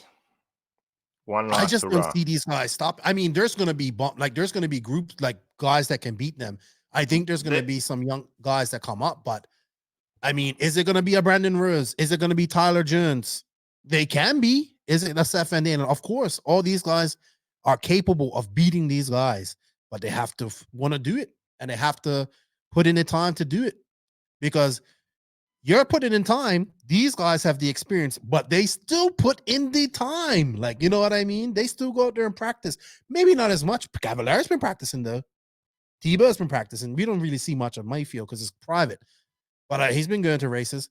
So if you're a young driver and you want to beat these guys, you have to work harder than them guys because their talent isn't running out. And they haven't. They probably will just set cruising. the benchmark. They will set the benchmark for how old you can be and still be competitive. But here's the thing: like, I still think they're on cruise control. I think they have another gear in them. I don't think they've even hit the nitrous on these guys yet. You know what I mean? The only time they hit that nitrous button is when they're racing themselves or somebody who's faster. So if you're a young driver, you look at them guys. You got to work harder than them because, and you know what? They're probably going to, when they start getting beat, they're going to work it up harder. But I guarantee you, all three of those guys went back home this week, probably relaxing. Cav's happy, but he wants to keep up their results. He needs more results. Mayfield's unhappy because he could have beat Cav. And Tebow is happy because he was able to come back from a bad starting position and finish third. This fucking sky is the limit with these guys. I don't know. I just thought about it while I was watching this. It's like, I can't believe I'm watching these guys go 1, 2, 3 again. So let us know what you guys think. Place it in the comments. Tell us what you think. Will just Joseph have hope? He's almost 40. He's doing 37. Oh no, you are 37. Yeah, I'm 37. Yeah, so you got 2 more years to 40 plus. Once them guys go 40, though, you better get your 40 plus championship in while you can. I don't think you're gonna be Drake. Yeah, Drake will be done by the time I'm 40. I don't see any. It just sounds like hopes and prayers for you because I don't see Drake being done. He likes RC too much. Yeah, he'll be racing. He'll just be done. You said that a while ago, and he's getting faster. Mind you, that was a big track cut, but that's something else. You know what, Joseph? That's our RC thought of the day. Thank you to Sun City RC for bringing that to us. What do you guys think? We want to hear what you guys think in the comments. Leave it in the comments on whatever platform you're watching this on. Probably YouTube would be good too. Joseph, you know what time it is? It's time for the beach Time RC. to be done with this. You're always in a rush. I'm saying, Mr. YouTube celebrity. Hey, how much money did you make off that 11K subs views anyway? You said you only made $7 the other day. Yeah, probably like $40 or something. Well, there you go. That's $40 more than what you had. That's beer for you for a few days. Amazing. Should stop drinking like me. Feel great. You know what? Let's go on. Not that I'm saying that I won't ever have a Modelo ever again in life. In your intro video, you pop a Modelo. So kudos, O'Day, to the Modelo. When was the last time you had a beer? 4 months ago. Really? Yeah. That's amazing. Yeah. Now we need you on a treadmill. I know. Well, I'm gonna start. My wife's going to the gym now, so she's trying to get sexy. There you go. I'm not going to the gym. We're just gonna eat cleaner, and I just want to walk. If I go to the gym, it's gonna open up a whole bunch of doors that I don't want to go down right now because I know what's gonna happen when I go to the gym. What's gonna happen? You're gonna Well, I'll go from this is easy doing light weights to leg pressing every single 45 plate in the gym with a guy about your size on top. That's what happens. Me being up at 5 o'clock and being at the gym at 6 for 3 hours and all that type of stuff, and then doing it again in the afternoon and eating 5-6 times a day. And yeah, I just want to live a normal life and drop about 50 pounds and be good. I'll be all right. 100 pounds. I gotta show some pictures of me when I lost all that weight. So, you know what, Joseph? It's time for the Beach RC Bench Racing Q&A, and let's cue this. BeachRC.com, the racers' one-stop online hobby shop. Choose from all the popular brands and variety in stock with super fast shipping and great customer service. BeachRC.com still has the local hobby shop feel with all the benefits of the internet. BeachRC.com is the exclusive distributor for Ultimate Racing, JQ Racing, Pro Circuit Racing Tires, Nitro Lux Fuels, and Assault RC Performance products. So fill up your cart and check out at BeachRC.com today. And thank you, Beach RC, for supporting the podcast. We do have some gifts, some prizes going out to people from our 100th episode. Brent's been busy. He was at Blue Ridge Nationals, and Lucas was at AMS this weekend. So Beach RC, man, brick and mortar hobby shop, doing it right, doing it good. I think I might pick something myself from Beach RC for Christmas. I was looking at those mini scalers. I might get one for me, one for my son. But we have an affiliate link with Beach RC. If you guys can go and use that, it would be greatly appreciated. It helps show our influence. Check out Beach RC, man. Brent and Lucas and the guys doing good things. So, Joseph, we have a few questions. I'm going to start off with this one. I know we've been over it, but I want your quick answer because this was sent by private message, and he says we didn't ask it. And this is from Mike Didon. What's up, Mike Didoni? He was like, my question was about diff oils and how and when you go higher or lower in front, middle, or rear, how it affects the car and power distributing going higher and lower in weights. He says, I want to change to on a low and high bike tracks. What to change on low and high bike tracks and what to change to get more traction or steering. Well, it's multiple questions there. Didn't we answer this last week? I know, but he says we didn't. but I swear we did. Yeah, we did. Give him a quick synopsis of the diffs. Quick. We talked about 1 diffs minute. last time. You have 1 minute, 60 seconds, and go. I swear we did this last time. Go. I'm waiting for your answer. Oh my God. So, well, 45 seconds. Thin diffs of power make the car more responsive, so you have more steering. The car feels more aggressive. So on a loose track, thin diffs of power, you'll have more turning. High grip, the car can be nervous of power going into corners. So thicker diffs on high grip of power, more stable. So that would be a good thing on high grip. Calm the car down. On power, loose track. Front diff is fine. You can go thick, just more drive. Center diff, if you're too thick, the rear will want to step out when you accelerate. So there's a limit to that. Rear diff, if you go too thick, the rear will start fishtailing when you accelerate. So there's a limit to that also. So thin center and rear, easier to accelerate on a loose track. Front diff, doesn't matter as much. You can go thicker. On a high grip track, thicker diffs, more drive. So more acceleration. So front diff, you can go thicker. Center diff, you can go thicker. Rear diff, you can go thicker. That's the basic theory. And if you want more, go listen to last week's podcast where I explain more. Or buy Invisible Speed when it comes out, which is going to be available when, Joseph? Maybe already at the end of this month. Okay. Let's say before Christmas. Oh, that's good. Shipping worldwide. I got to get me a copy. And how much is it going to cost again? I think it's going to be like 34 euros. Okay. So probably about 40 bucks. For 40. Yeah. Like $39.99 for. Yeah. For it's going to be well worth the money. Let's put it that way. All right, cool. All right, thank you, Mike Didoni, for the question. I have another question from Axel Owen. What's up, Axel? Sent me some pictures. He's healing up nice. He goes, actually, this is for Wally, but I'm going to ask you.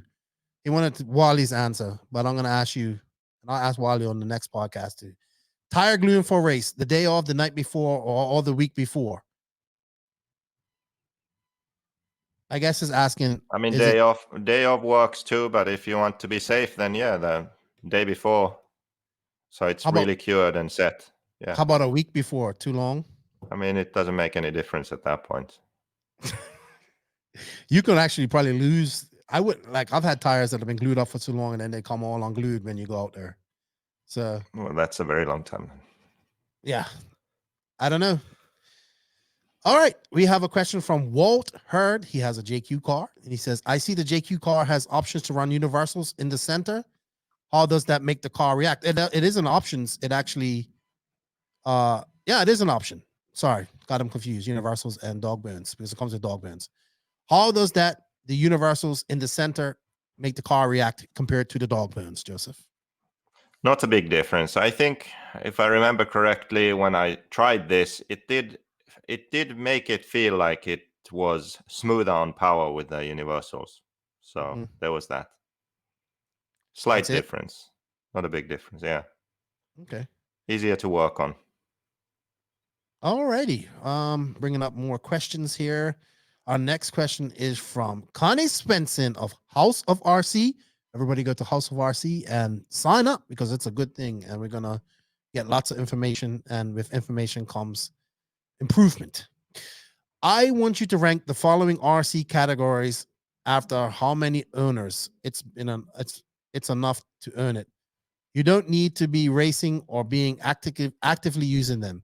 They are the following RC types: cars, planes, helicopters, motorcycles, boats, drones, and construction vehicles. Well, Joseph, being as you don't know anything outside of nitro racing and off-road Did he say rate them? Yes. Okay, cars first. Rank them. Yeah, rank them. Cars first. Construction vehicles last. Yeah, because they're expensive. I don't know, man. Planes right now, because it's so easy to get into planes. Everybody's getting them. Planes second, helicopters third. What else was there? Drones, man. Drones are up there. Oh, sorry, Cars drones aren't second. first. Drones aren't second. first. Yes, they are. This is our opinion, right? What we think. I don't think what was the question? I wasn't paying attention. I think you're wrong. He wants to rank them. Cars, planes, Rank helicopters, them motorcycles. based boats. on what? Just what you think's more popular. Oh, more popular. See, that's the key that I was missing. I want you to rank the following RC categories after how many owners it's enough to earn. If you don't need to be racing actively to be using them. Just that people own these things. Actually, I think cars might be up there because everybody has an RC car somewhere. I would have to say car. I have to change. I think cars, because of Traxxas and stuff like that. Somebody has an RC car. I don't know. Yeah, I don't know. Then I would have to say drones, man, because drones are real popular. It seems like everybody can get a drone. But as for planes, I'll be honest with you, the aviation plane side of RC is humongous. But you have to have skills to do that. But there are easy to fly planes or the helicopters, big out. I would say helicopters are niche, very niche. They're hard to fly, but they are popular within the aviation industry. We used to have BK Servers, Bert Camera. He used to be big into helicopters. And my buddy Edward Bryan used to tell me all about it. Motorcycles, niche, very niche. I only seen that in Europe. I know that they did do it in America for a bit. Remember that guy, Eric Paulson, the black guy that used to race fifth scale cars, Joseph? He had the afro. You remember him. He used to be at Sun Valley Raceway.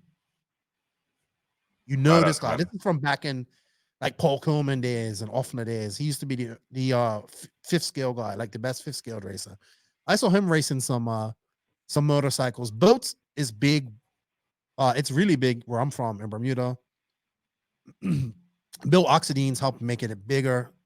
And then construction vehicles last because that shit's expensive, man. One of them excavators cost like $3,000, probably more. So that's my opinion. Joseph doesn't know much about that stuff, so there's always going to be cars for him. Excuse me. And only racing also. Yeah, see, no imagination, no. He's not eclectic with his RC stuff. Chris Oxley, JQ, if you were to eventually design your own 10th buggy, which you said you would, but you haven't, slacker, what main thing would you design differently to the other chassis on the market and why? I could do what? If you could clean your ears and listen. JQ, if this is from Chris Oxley, JQ, if you were to eventually design your own 10th buggy, in brackets, he says, which you said you would, but you haven't, slacker. I have designed my own already. All right, but you haven't made it. It has not come into fruition. So what? I can't tell you what I would do different, but I would do it different. It wouldn't be the same X-ray copy as Associated and TLR managed to do. Big disappointment that they just copied the X-ray. Oh man, throat's drying out here. Oh, he doesn't. He's tight-lipped about that, Chris. He doesn't want to let his secrets out. Yeah, because it's not the same as the others. So why would I tell people what to do?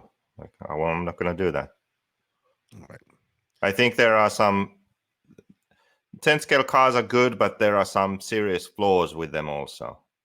They work okay on the carpet tracks we run or super smooth clay, but show a bump to the car and it sucks. Four-wheel drive especially. So. All right. Cody Taylor, he says, I'm sure this has been over. You've been over this before, but on a really loose condition, what do you recommend? Shocks on inside hole on the A arm or on the outside? And do you change spring rates when doing so? Well, you would, on a really loose track, you could go in on the arm, and that already makes the spring wheel rate softer, like it feels, the spring will feel softer. Mm-hmm. So that will probably be enough. Or you can keep it at the same place and go to a softer spring. Okay. All right. We have an Instagram question from Mick Winberg. What's up, Mick? How does a higher, lower suspension tower front and rear affect driving? Is this just a droop thing or any of those better for high or low grip? Droop setting for different grip levels. Yes. I think that the car is pretty much always easiest to drive when you have a lot of droop. So there's probably a sort of recommended maximum for each car. So just start with that. And then you keep reducing the droop until the car gets harder to drive. Because as you reduce droop, the car will become faster. You'll be doing the same thing on the track, and your lap time is going to be improved. But then as you reduce the droop more, at some point, the handling will become worse. Like you'll suddenly lose traction or something. It will just be harder to control. And then you go back a bit, and that will be your best droop setting. The smoother the track, the less droop you can get away with. And normally, front, you don't change as much as the rear. The rear you can reduce more while the car still stays good. It just maintains better corner speed and is faster. So start with max and then reduce from there. Okay. Adam Sauter wants to know, will fifth scale off-road racing make its way to the East Coast? Blue Ridge Nationals showed how fun it was. Interest seems high. You know what, Adam? I like fifth scale racing, but I don't like my 8th scale and 5th scale racing together. I would love to race 8th scale, 5th scale, but it's for me, it's expensive. It's really expensive. I don't know if you'll see it on the East Coast. The East Coast is plagued by rain. You need, I just don't think that these 5th scale tracks and 8th scale tracks coincide. That's why Joey always made a separate 5th scale track at the DNC for the 5th scale cars. So I don't know. Time will tell. But if you're gonna, my one advice would be for the BRN, and I'm not trying to dog on the 5th scale guys because I know they want to race and they want love too. Come up with I think the best 5th scale track I've seen was the one at Adelanto that you went to that race in 2018. You was in the 8th scale side, and they made a great track that was it was cool. Good for 5th scale and 8th scale. It was just like a supercross track. 180s with easy to do triples and stuff like that. Maybe that works. But yeah, I don't know. It's expensive, man. You have to do a lot of work to make them things competitive. Like Matt Olson's car is amazing. I can imagine how much money is in that car. So I'd like to see Matt Olson go over and race in Europe where it's really a lot of competition for him. Evan Osborne, he wants to know, I was going to ask about a 10 scale car as well. He says, I would love to sport JQ. I have no local 8 scale track. Do you think a JQ 10 scale car would help 8 scale sales since many racers like to run the same brand for all cars? I do. Do you agree, Joseph? I don't know about 10 scale. Maybe a bit, yeah. Maybe I know a Truggy would help. Truggy could more so maybe than the 10 scale. I think both would be needed. And he goes, what do you guys think of the 10 scale Truggy class? Will it take off or not? I'll tell you what, Evan, I think the 10 scale Truggy class is cool. It's been going on for a couple of years now. I see there have been some conversions. I see Schumacher has one. I don't know, man. It just gets one heat at AMS at the race time races this year. If it starts getting more races at that event, then so be it. I'm seeing e-Truggy growing, like full scale e-Truggy. So we shall see. I think this is great suited for indoor tracks as well. Maybe not on the big 8. I bet you 10 scale Truggy was good at AMS. That track was suited for that. So that's my opinion. I actually have one more question here. I'm just trying to find it. I thought I had copied them all, and it was from Right RC. He wants to know, when racing on a small indoor track, what main gear and pinion should be using with the JQ Black Edition e-buggy? Should it be 49, and should the main or 11 or 12 tooth pinion? Man, if you need all that power for indoors, then something's up. I can't remember anymore. I think 12 was the standard pinion. So yeah, 48, 49, and 12 should be fine. I think he'll be fine. If you go on a bigger track, though, you're gonna have to go up on that pinion and go down to that spur, like 13 or 14, or even higher. CTRC. Sean Rusin, what's up, Sean? He wants to know what is the first type of food and beer you two want when you both make it back to DNC or any other US RC trip. What would you like to have if you went back to California tomorrow, Joseph? If I went back to California, I would have some street tacos and maybe In-N-Out. It's pretty good. Yeah, I think it's natural to always want In-N-Out, but the thing is, we're always probably going to eat In-N-Out. One of my favorite foods is flame broiler. You introduced us to that. I think that's probably one of the best places you can eat. Yeah, it's good. I'd have all of those. All the teriyaki chicken and flame broiler and In-N-Out and street tacos and burritos. Yeah, I'll have all of those in the first few days I'm there. I might have multiple of those in the first 2 days I'm there. So, as for drinking, I don't know, man. I don't know. What would you want? You don't get Modelo's up there, and I'll tell you what I would want. And this is my fat boy coming out. I watch all these Sonic commercials, and I want a Sonic Oreo s'mores milkshake, I think. Oh man, my throat is so dry. That's what you need to cut out. I know. Oh man, my throat is dry. This air conditioner is drying out my throat. All right, man. I think that's all the questions we have for this week, Joseph. Thank you to everybody that sent in some questions. If I missed some, I apologize. You know, we got quite a few. So not too sure. Joseph, we are gonna go to the main interview from Tekno and then come back for the rant. How's that sound? Sounds fine. So here is the main interview of Chad Parks of Ignite Design RC, brought to you by Tekno RC. Nitro. Tekno RC. Tekno RC. Tekno RC is a premium manufacturer specializing in 8th and 10th scale high-performance off-road RC buggies and trucks. Visit www.teknorc.com for a complete catalog of their products. Tekno RC. Excellence in engineering. Hashtag Tekno Takeover. You guys know I love gas truck. I have 5 of them on the wall right up there. 3 Loses, a Mugen, and another Losi in parts, 2 Adam Drake 2s.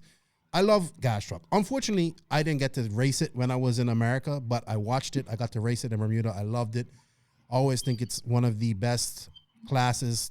I mean, just look at the pros that it made. Jared Tebo, Jeremy Courts, all these guys all raced gas truck. Well, if you've been hiding under a rock lately, you would have noticed that there's another gas truck out. It's actually a conversion and it looks really cool. So one of my buddies reached out to me and showed me this. Actually, it was Shelby. Shelby showed me this from Colorado, Shelby Parker. And he said, check this out, Keenan. It's coming up with a new conversion. And I saw it and I was like, oh, this is nice. Because I had seen conversions before. But I'd like to welcome Mr. Chad Parks, the owner of Ignite Design RC. What's going on, Chad? How are you? Hey, guys. Doing great. Thanks for having me, Keenan. Hey, he's outside in like Missouri in November. Actually, I forgot to mention we had like 2 inches of snow on the ground about 2 weeks ago. No way. Well, you're going to have probably a lot of snow on the ground here soon. So it's coming. Enjoy it. Welcome to the podcast, man. People are loving your new gas truck conversion by Ignite Design RC. We brought you on here to talk about it. We're going to do video. And yeah, thank you for coming on. So before I get started, I don't know too much about for you. Stephen Best actually was talking, and he said he was looking into one or had bought one, and he told me, yeah, Chad used to be a wheel back in the day. So I always like to know how do guys get started in this crazy thing that we all love called RC. So man, tell us how you got started. I was 18 years old, so I wasn't super young like by today's standards. and a guy at work had a low-C GTX. He brought it into work, and he was a basher. So I remember it's so weird, the dumb things you remember. But he threw his truck on a table, and the suspension worked. I'm like, what was that? And I think it was 2 weeks later, I went and bought a Traxxas Nitro Rustler. Oh, wow. So two-wheel drive stadium truck, Nitro. And that same week, I made it to my first racetrack. Mm-hmm. And I was so just out of my element. I couldn't wrap my head around these people racing these things. And I'd had a Grasshopper that I played with in the street before. So that was my first entry into racing. Where did you go? What was the first track that you went to? That was called Real RC Raceway. It was in Pleasant Hill, Missouri, and that's Jared Tebo's father-in-law. That's his backyard. So we hosted the 2000 Roar Gas Nats there. That he won, and actually. Multiple manufacturers Nitro challenges. Yeah. When did that track closed on? Was it recently? No, I'm getting it confused with the other track with Dakota Fenn's father-in-law's track. Oh yeah, it was It was before that. Time flies, so it was maybe 7 years ago or so. All right. So when you got your Nitro Rustler and you went out there, what did you do after that? Did you go and get something a little bit more competitive, or did you work on the Nitro Rustler? I mean, it escalated within weeks. Oh, wow. And I had my first competitive gas truck 4 weeks after I'd bought my first race kit. And it was a RC10 GT with an A main conversion. What was the A main conversion? It was like a top deck, just kind of a stiffening conversion. It used the lower chassis and a top deck. And actually, Steve Hale owned that company as well, the owner of Real RC. Okay. And then, so that same year I started competing in Norca, Missouri, or Norca State Championships.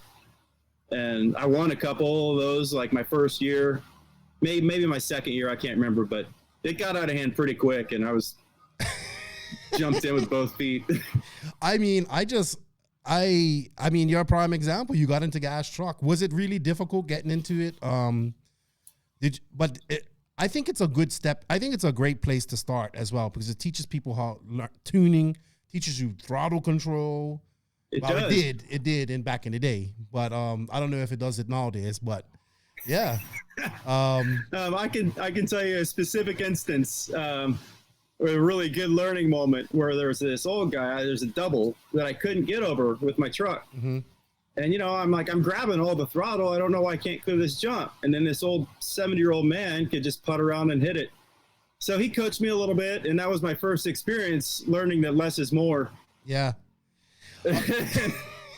So, Well, you need to with the gas trucks, especially back in the day because what people don't realize is that back in the day we had really rough, loamy tracks, and because the pros used to race these trucks on the same tracks as these, and probably one of the demise of gas truck was Truggy came along. It was easier, but also tracks got just too crazy for the gas trucks. I think maybe now they can probably do it. Maybe if we'll talk about that, but I think yours can do it. But yeah, it just got a little bit out of hand. Then we had the quick change tires and all that type of stuff because we couldn't get the tires to last an entire race. I thought that was innovative. I thought that was really cool. Coming in, changing your tires. I think it should be a mandatory thing. Make things fun. But there you go. It was this was, people don't understand that they think we're just reminiscing and being old farts who love gas truck. But this was really competitive, and the proof is in the pudding that it created fast racers. Simple as that. Yeah, absolutely. So when did you get into let's talk a little bit more about your career. You're in gas truck, you're running around, you got the bug. How long have you been doing this? I guess that's how I want to know. That was in 1997. Okay. So however much time, I was 23 years. Yeah, it was a long time ago. Is that right? Yeah. No, it was 1997. No, it's more than 23 years ago, man. I think we're short a few. No, 23. My math is bad. I suck at math. Yeah. So 23 years, and I just kind of escalated quickly. Like I said, I think my second year, maybe even third year, I met Richard Saxton. A lot of the pros were coming to our track and stuff, so I started rubbing elbows and bumping shoulders with with all those guys. And, you know, Richard was probably one of the first pros that I met. And he was running for, I guess, Thunder Tiger. I think Thunder Tiger just come on the scene with their 8 scale. Mm-hmm. Yeah, good times. The King is always a good chat. I've had him on here a few times. Love that dude. And he was the gas truck man. Like, nobody could beat him in gas truck in his time, and the 8 scale when he came out. Have you shown him the new truck yet? I'm sure you have. I mean, you run Associated, so. Not personally. Uh-huh. I was in contact with Curtis Testing a lot through this. Okay. And so, you know, I was sharing stuff with Curtis before. Sweet. All right. I mean, it was like me, my wife, and then I'd show it to Curtis because I was just so excited. So awesome. So was you really that good of a wheel? Because I heard you was a wheel. I've heard it from a few guys. You know, I heard you was good. I'm like the has-been that ever was. Yeah. Well, I think we all are. I had some good corners here and there. But you've been in RC. Have you been in it all these years? Did you come and go, or? I think I took maybe 1 year off somewhere there in the middle, around I don't even know, 2001 or so. Okay. 2002, and then I stayed pretty steady the whole time. So where do you race now? Mostly at Fastlane. That Fastlane, yeah. Okay. And then we have the Hobbyplex in Omaha. Okay, so you're up there. They're a 2.5 hour drive for us. Okay, so you're all like, I don't really get the geography. I'm not good at geography too. So sure. You know, I know Ashton, he used to race for us, and I talked to him, so I got to know that area a little bit, of the drivers. And I didn't realize that all of you guys all race at kind of the same places. You seem so far away, but good stuff, man. Fastlane's a nice track too. We're gonna show some footage of Jared taking this awesome gas truck around. But cool, man. We know you love gas truck. You're an Associated guy. I like that too. So how long have you been running Associated for? 2007. Okay. All right. I was running a jamming car, and just right before that, and kind of ran around with Taylor James. And I was at a race with Richard Saxton, or he was kind of pitted next to us, and he said, and he had their brand new RC8, him and Kyle Skidmore. So he said, "Hey man, you want to come on and run this car for us next year and be a part of the program?" So I'm like, well, an obvious yes. So that's a long time, that was too. it. So yeah. 13 years. So it's ever since then. Yeah, it's a pretty good little run. And then I was with Proline a little bit before that I started. So I don't really like change very much. So yeah, that's all right. The jamming team was awesome too. I used to run the jamming car as well. Taylor James was incredibly fast. Oh man. Yeah. I need to get him on this podcast. Man, that people don't understand how fast that dude was. Like, they don't know. He's actually, I heard from Jared Tebo's mouth that Taylor is one of the most talented RC drivers, but his only problem is he never would actually try. Oh man, I watched him at the farm too, and I was turn marshalling, and he was putting that car like on every corner, every lap on the same mark on that corner, like 1 inch off the pipe. I was just like, this guy's gonna win the Worlds. I think it's so close. I know. So close. That's too bad. I'm gonna have one of these. I'll have one of these in his hands pretty soon. Yeah, I wonder if he remembers me. I met him and Josh Wheeler and all those guys at the 2005 Offner race. I was there with Paul and jamming. I think, was Jay there? Yes, Jay was there. Everybody was there. So that's when I met him, and good times, man. The jamming team was awesome, and you know, the Associated team's awesome. You've been with them for 13 years, and that's good to see. And yeah, it's not, you don't see that much in RC no more. You know, no, there's a lot of jumping. I know. You know, I had like a 2-month stint with a Losi car once, and that's the only cars I've ever driven. Whether I was on the team or not, I've just only driven Associated cars. So, all right, sweet. All right, well, let's get down to the nitty gritty. We're here to talk about this conversion kit that you've got. Now, it's come on the scene about 2 weeks ago. It's the Ignite Design RC conversion for the T6 and T61, correct? Yeah, and then also I never included it on any of my announcements, but it also converts to SC6. Okay, sweet. 0.1 and 0.2. All right, so I just want to know, when did you let's start from the beginning. When did the idea to start this come about? Well, there's no short answer, but it was around the time where the TLR 22T, I think that kit came as a mid motor or rear, but that was one of the first like major manufacturer mid motor entries, if I remember right. I think because that was one of the first cars I started messing with converting. It was the TLR 22T, and that's like 5 years ago, maybe 4. Okay. So when the mid-motor cars started rolling in, that's when I started kind of realizing that the gas truck could be modernized without much work. Deviation. Now, they did have a T5M conversion come out a couple years ago. Do you remember that as well? Somebody was doing it. What was it? Oh, yeah. Casey did the T5M. Yeah, it was great, too. It was just like really labor intensive. Okay, all right. Because I remember like you had to get a gas tank from her and do this and do all that. Yeah. All the time. I never really got one, but I thought it was a very cool thing because it used components from modern day cars. Yeah. But you've gone and taken that to a whole nother level. So you started this about 5 years ago. When did you like the final product start coming around and like what we see now, what you have in front of you? Well, I finally actually pulled the trigger and said, I'm actually going to do this in May of this year. So that's when I sat down and I hand built this in my garage. How long did that take to hand build that? I think it was probably 2 weeks or so, maybe 3 weeks. And I actually had foot surgery, so I had nothing to do. And that's what spurred it on. I had nothing to do. So like, I'm going to go to the garage. So I just put my foot up on a bucket and sat at my table with a drill press and, some jankety hand tools. Where did you start out with? Did you make the chassis first and then go from there? Or? Yeah, I started with the chassis, and it was just all like hand. Oh, with a Dremel, like does. Old school RC, man. That's how it started. Yeah, you just kind of hand fit, make some marks and some scratches and measurements and cut. And yeah, I started with the chassis, and then actually I started with a sheet of aluminum specifically. And I basically built the whole truck on just a sheet of aluminum because I wanted to get the brakes to work before I invested too much time. Now, and once I got the brakes fixed or figured out how they were going to work, I'm like, that's legit. So I'm going to move forward. Yeah, let me look on how the brake system is here. Oh, it's okay. Yeah. Yeah, on the are you checking out the website? It's pretty simple, and I borrowed the concept from X-Ray. Actually, just touring car, not even X-Ray specifically.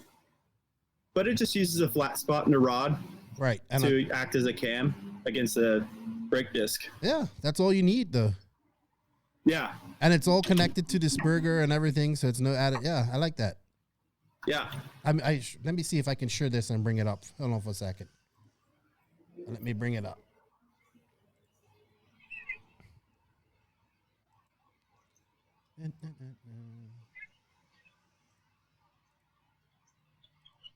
Well, let me see if I can. Right here, I think people can see it. Right here is the brake cam setup for the car.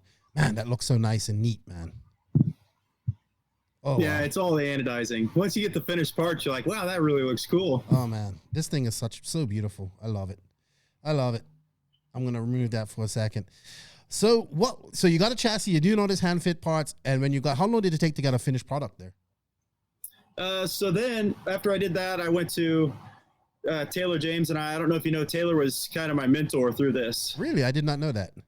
Yeah, he's just in his spare time, now the goodness of his heart. So he's kind of helped me through this and showed me how the industry works as far as manufacturing and what I need to supply for drawings. And he helped me with drawings and did his fair share of those too. So once I had my handmade kit, I started working on drawings under the direction of Taylor. And then I had some local guys, Aaron Hargis does some sprint car stuff. Okay. Cut the chassis for me and all the carbon parts. And actually that's my one off here. My hand-built chassis that I carved out of aluminum in the garage is in the trash. Really? But this is the first working prototype that Aaron Hargis helped me make. Oh wow, I love it. We got 3D printed servo mounts, and so I'll keep this one. Yeah, I would keep it too. That's number one. No, that's number one. It's the first one, but that's cool. So this is pretty cool because like it sounds like you had a lot of friends help you do this. So it's like a combined effort. I mean, very much. And I'm never ashamed to reach out to anybody. I'll ask anybody anything. So, you know, Taylor James had his hand in it plenty. Aaron Hargis. I couldn't name everybody. I've talked to Jason Rono a lot for advice, Kurt Winger for advice. So just kind of reaching back in all my contacts and friends and buddy list for anybody who could help me with some knowledge. Sweet. So when did you think, all right, this can be a thing? Like you built your first prototype, you're getting things done. You're like, all right, I'm gonna release this and we're gonna sell this as a kit. And I guess I also want to know was your goal to reignite this class and hopefully make $1 million, or was it just reliving something that we both love, like you and I both love, and you got, but with a modern day concept, like the modern day plastics, modern day A-arms, and that stuff. You don't have to worry about, you know, like let's be realistic. Like back in the day, the plastics used to break easy. Now we're you know, things are better now. So yeah.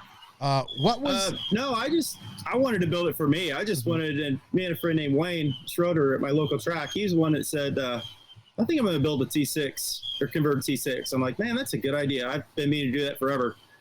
And so then it just escalated as my racing career did in 97. And I just took off with it, and I kept sharing pictures. I'm like, hey, man, this is where I'm at. And finally he just said, okay, I'm out. You look like you're doing way better. Yeah. You got a little bit too more serious about it.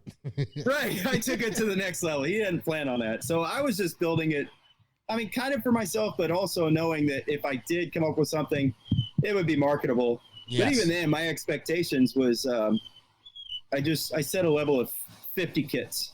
Like not even talking parts support or anything. Like if I can hit 50 kits, then sweet.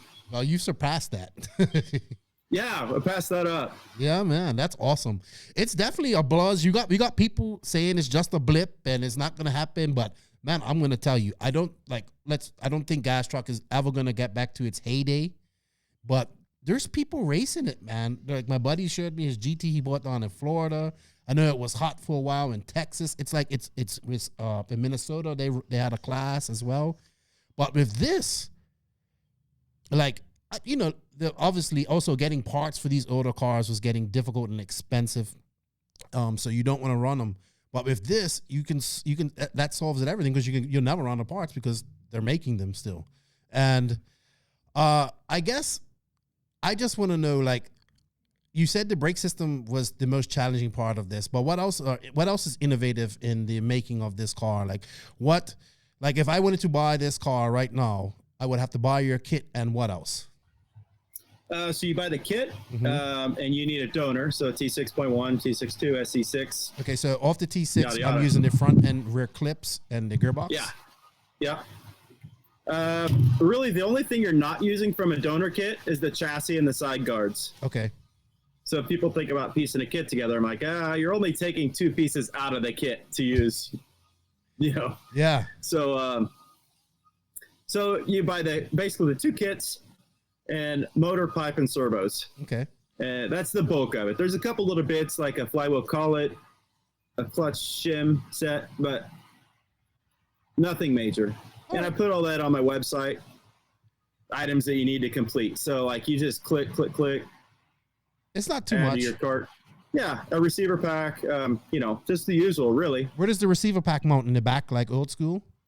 No, this goes under the tank right here. Oh, I was going to ask about that. So you can see it better on this truck because the color contrast. Oh, wow. So you just unscrew it from underneath there? Yeah, it's kind of a quick change, which is kind of cool. Yes, it is. And that let me use the NT1 tank from the X-Ray touring car. Okay. So that was my next question. That was a little bit of a problem. Yeah, that was kind of a problem of sorts to solve, because a box in the back would require injection molding. Mm-hmm. And obviously that takes the product out of range as far as cost goes. Yes, for sure. And so, but now all the weight is kind of centralized too, and not on the rear and all that type of stuff. We've all learned by now that like mid motor, central weight, they can hook up. It doesn't matter. There's enough tuning options on these cars They don't need a brick hanging off the back to get grip. All right. So, and your kit, it comes with the chassis, tank, clutch. Let's see what else we got here. I got the pictures up here. Let's put it back on the screen. Air filter kit. So we have, it's a nice looking kit, man. Air filter kit. I need to work on my gallery there, but yeah, there on the lower right is everything that's included in the kit. Okay. There we go. I can't click on these, unfortunately, but yeah, you got your Spurger. What Spurger is that? Is that readily available? So that's an axial Yeti Spurger. Okay. But I'm actually going to be making my own, so that'll probably kind of be a running change in the next batch of kits where we start to incorporate our own spur gear in there. So all the plastics on this is 3D printed as well? As far as material goes, the only 3D printed part is going to be, and the finished product is going to be the receiver box lid, where it has my logo in it. And then there's a brake adjustment nut. So that nut and then the lid for the receiver box are going to be the only 3D printed parts. Anything else that's plastic is machined Delrin or black acetyl. So that's the servo mounts and then the lower portion of the receiver box. I'm pointing to something here that you can't see. That's fine. So yeah, the lower portion of the receiver box there, and then the servo mounts, those are all black Delrin. They kind of look like anodized aluminum in all the pictures, but they're actually plastic. So sweet, man. Looking at the pictures, man, it looks like it goes together very nice. When did you actually fresh drive it though? Have you driven? Have you even gotten? I've actually raced this thing most of the summer. It was like May, June. I think it was somewhere around June or so. We started racing trucks at my track, and we usually get 3 or so to turn out, 3 to 4. So 3 trucks came out, and then when you started running it, how many showed up? How many did you get at a race this summer? We were like 3 to 5 at any given moment, and I think one of those was GT5, the T5M conversion. And a lot of people just trying to bring the old trucks out of the woodwork that just don't last. I know. Like, my biggest thing for I have an MST1, right? I love it. Always wanted it when I was, back in the day racing a lot. And when gas truck was hot. And I would give my left nut to find a brass idler for that thing. Right. I've got like 3 different idler gears. I've even made some idler gears out of pinion gears and put it in there. But it's a nice car. I'm just scared to drive it. Yeah, right. So, yeah. And that's kind of back to what you were saying earlier as far as this possibly being a blip. As long as people try to bring out the old trucks and try to resurrect the old trucks and, compete with those, it will be a blip. I think so. So, to kind of finish that conversation, tracks do what the people want. And, when people say tracks are too big, you can't run a gas truck. Well, if you want to run a gas truck, then the tracks will change. I mean, so, I'm not saying that Fear Farm or whatever it is now needs to slim down, but I'm just saying if people want it, tracks will do it. You know where I think these would do good on this? Me and my buddy, we've been talking about this a lot because I've been freaking out about this. Like on the smaller indoor tracks, I think they'll be good. And I don't know. You've driven this, man. How does it handle compared to an older truck and all that stuff? It's pretty phenomenal. So I was actually racing at the beginning of the summer. I was racing my old GT, like the Blue Pan, and it's pretty dialed, but it won't turn. Like you just steer with brakes because it won't turn. So from the first second I threw this on the track, I went out by myself, just private during the day, and I threw it down on groove track, and I'm like, this thing is hooked. And just from the first second I started driving it, and I started making tunes and just improving from there. But, it doesn't have the same rear grip that a GT does, but that's the way the newer cars are going. They're less grip and they actually turn. Interesting. So, and now we have better rubber nowadays too. And lasts longer. So. Yeah. And I shouldn't say it has less grip. It rotates, unlike like the old GTs and stuff. And I'm sure it's pretty durable as well. Have you slammed it? Have you broken anything on it yet? I mean, I popped the bulk up off once. There we go. I mean, hey, I had that was notorious for the old cars anyway. You know what I mean? I mean, you can't get away from it. It's just the way it is. Oh man, I jumped I took my X. I took what was an RTR? But I took an RTR XNT to the tracker a few years ago, and I took a jump, and when it landed, like every single ball cup just popped off. So, but with the new, if the new associated cap, like the ball cups and all, they're really tight and all that stuff. But that used to be a common problem. You used to have to get the white for the low, so you have to get those white. I think RPM or somebody made them. Like J Concepts made some that were pretty dang good. Yeah. Oh man, you're bringing back memories now. You're bringing back a lot of memories. So on the track that you'll see on the track, you see Jared running on after a bit. There's a triple for some cars, double single into a berm, and then a double single out. Actually, not being afraid of the truck breaking, I was able to rail that berm and just try to make the triple out. Oh yeah, and it never broke. Really? So that's cool. Did you make the triple?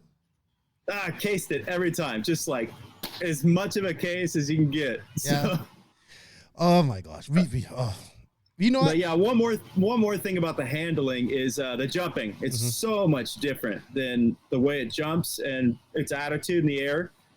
It's just like probably the first time I took it off a jump and it landed, I'm like, whoa, that was sweet. It landed perfect. You can get on the gas. It didn't do anything dumb. And so its suspension, its modern suspension really helps it out on the jumps, and it doesn't get all wonky and crazy like the old trucks. Mm-hmm. So you can send it pretty good. Like, you don't have to be afraid.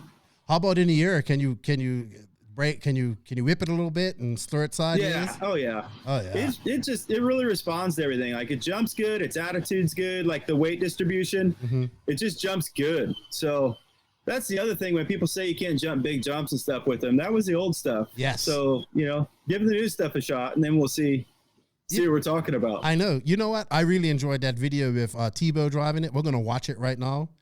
Because to me, it just looked like he grabbed the controller and like muscle memory just came back right away. Let's bring that up right here. Ignite. Hold on. Okay. I don't think we have volume. Oh, there we go. Was he stoked when he saw it? He was. He's pretty pumped. Oh man. So yeah, I asked him if I could use his paint job, and he said yeah, and that was kind of it. He said he'd love to build one. I said, well, I'll make it happen. We'll get one in your hands. And like, as soon as the funny part about this shot right here is this is at the end of the day, so the track had dried out, and this is actually the slickest it had been. Had he driven it prior to this, or was this his first time driving it? Yeah, this is our last couple laps of the day. And then here are the close-ups. This is his first couple laps, and the track was tacky and pretty hooked up. Oh, you can hear his throttle finger, man. He didn't lose that at all. Yeah. Oh, it's doing that. Oh, I love it. Oh, that's badass. Yeah. Raining that berm and throwing some roost. Love it. Yeah.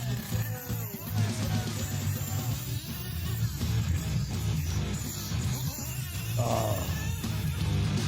He must have been smiling after that.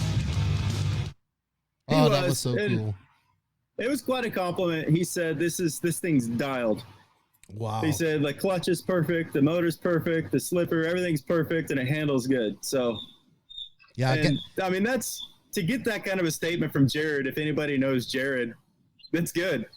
Hey, he was like the last group of those guys to get in and gas truck, and get fast, back in the day. So he would know. That's cool to see, man. When I saw that, I watched him drive it, I was like, wow, I was talking to did you see Tebo? He just like muscle memory. But I mean, I just thought it was awesome, man. This is the best gas truck conversion I've seen, the most popular one. People are talking about it. I mean, you even said sales have been super impressive. Yeah. Pre-order, sorry. So when can people expect to get their kits? So I've officially ordered with my vendor, and there's boxes at my door every day, even already. But it's nothing without every single piece. So I'm expecting like 1st of December. to start being able to package up kits. Okay, so you'll be packaging them at home and shipping them out. And, yeah, I'm gonna make the kids earn some allowance there. There you go. There you go. So that's cool. I know Best pre-ordered one. He said he wanted to be number one. He didn't become nice. I'm so competitive. I wanted to be number one. He woke up 2 minutes too late. He was actually 24. Really? That's awesome, man. I just think, I don't think it's going to be a blip. I was listening to my buddy talk about it the other day. You know, we've had this come up before, but like you said, a modern truck, modern engines. Now the engines are better because, you know, you can tune your engines a lot better now. We know so much more about tuning too nowadays, I think, about engines and how to, you know, make them. The tires can handle the power. The tracks have more traction. They're not as rough. This suspension and everything from modern cars, plastics, like, I think we might have something here. Yeah, I hope so. I think we might. So when you talk about modern engines, I would encourage everybody to throw out everything they know about slide carbs, rotary, and their old motors. Throw it out. It doesn't matter. Because the motor that Jared and I were running that day is an OSTZ with a rotary carb. We all ran the TZ back in the day, and it was a monster. And this has a slide carb on it. Does it? And it should be undrivable. And for whatever reason, I can't tell you why, if it's the gearing or the way the clutch works, but it's drivable. It's really good. Like Jared said, this is dialed. Because none of us would run a slide car back then because it was too powerful. Yeah, remember those Novorossi MT12s? Oh, yeah, they were outrageous. Like, incredibly fast. And you had to put a rotary carb on them to slow them down and all that type of stuff. But, yeah, I think that's all the mix of the combination to tires, tracks. You can put power down more, which people would like, which would make this a little easier to drive, I want to say, maybe, than what it used to be. But it's still very hard to drive. But it's rewarding when you do it. That's the thing about it. That's what I like about it. And it teaches you so much. Like, people don't understand when I say it teaches you throttle control. Right. Yeah. Oh, man. Yeah, you get that two-wheel drive on the outdoor track. You don't stab and steer. Have you tested this on a really rough outdoor type track besides not fast lane? Fast lane's the only track I've had it on. All right. And it's gotten rough at times, but really, I think we had a bump or two. It's a pretty smooth track, though. Yeah. I like to see how they do on a track like Thornhill, you know, or somewhere like Indy RC. I know them guys are racing truck there a lot too. I'll be at Shaw's in 3 weeks, I think. They're doing their gas truck truck nationals. That's right. So I'll be down there racing this in 3 weeks or so. So that's kind of a cool looking, loamy, old school outdoor track. I wonder what the entry is for. The entries are looking like for whatchamacallit for this class. I don't know. I think last year they got somewhere in the neighborhood of 20. Yeah, that's good, man. Yeah, so I think we're going to see. I haven't seen what they're looking like this year. They might not have it published anywhere, but I would expect the same number, same crowd, same guys. How many are? Is it just you going there with your vehicle, or does anybody else have a prototype that they're going to race there? Just me. Well, I think once you start beating, when they see how good that works, they're going to want. Well, they probably ordered one anyway.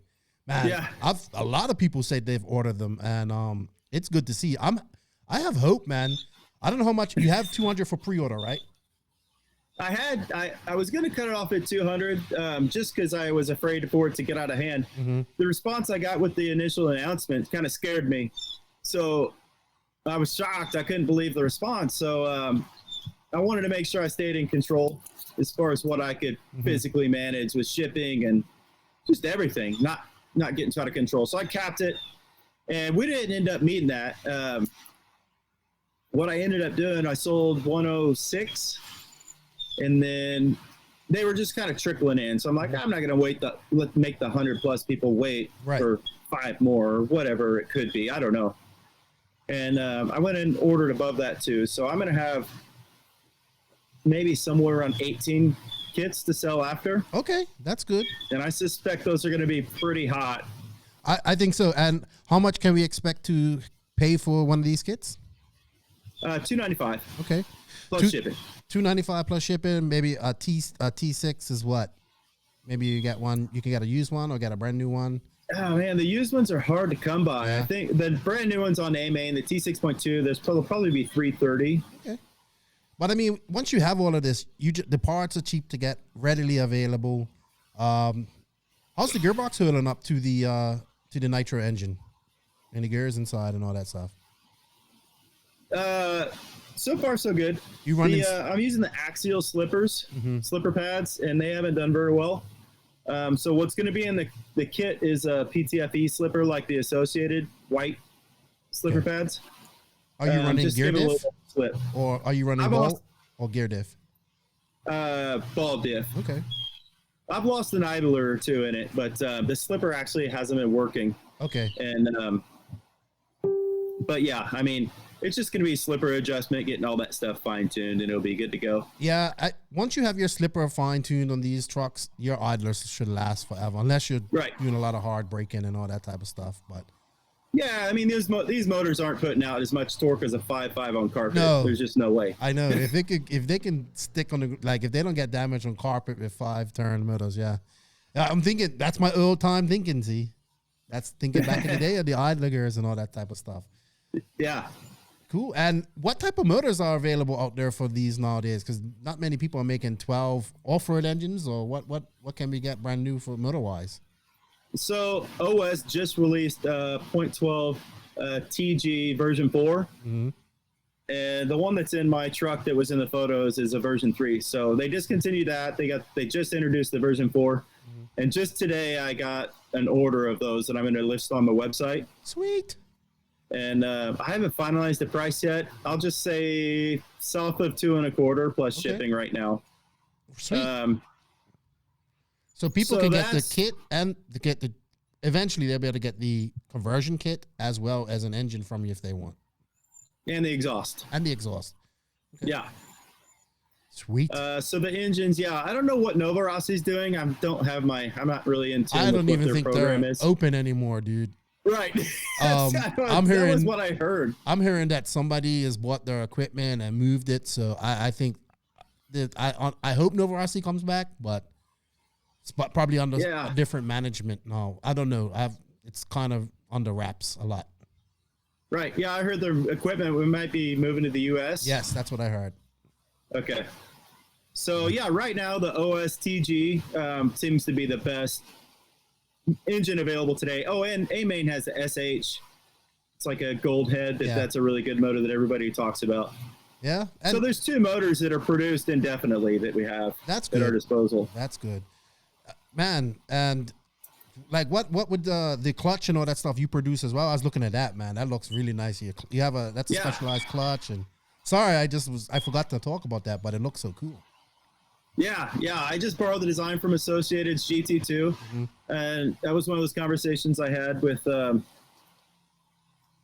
Curtis, and just said, "Hey, man, do you mind?" And I got his blessing. So, the only thing I changed on the clutch from like the GT2 is I preloaded the spring more. Okay. Just because in my testing I couldn't, I just wasn't loving the clutch feel. So. Now, will you be carrying spare clutch parts and stuff, or people can just order them? Okay. Yeah, I've got a pretty good spare parts, or will have pretty good spare parts inventory. Decent anyway. It's hard to gauge how much to carry. And are you looking for people to sell it, like hobby shops and stuff to sell it, or are you just going to keep it to you for now? Not necessarily. Right. I mean, I hate to cut a hobby shop or a track out, but you know, the whole goal here is just to get the product to the end user for as cheap as I can. Yeah, and get more of them out there, and hopefully see this come back. Like I said, I don't think it's going to be as big as it once was, but I think for me, I would love to see some of these old school pro guys race these. You know, like all of them have one of these. Doesn't matter what brand they run for. Right. Just get 10 of them or whatever, and have like Saxton and Tebo. Who else can we put? Maifield in there. Who else was really like all these guys were fast in gas truck, Cavalieri, all these guys, and let them just have an exhibition race. Oh, well, it wouldn't be an exhibition with them. They would get serious and try to beat each other. I know, but I would love to see that, man. That would be so awesome. There's no such thing as exhibition. Everybody's serious every time I hit the track. I know. Especially those guys. They've been racing against each other forever, man. Yeah, so when can people expect to get their kits? So if I'm packaging December 1st, my goal is the second week of December. Okay, just in time for Christmas. I can't guarantee a date, but that's really what I hope for.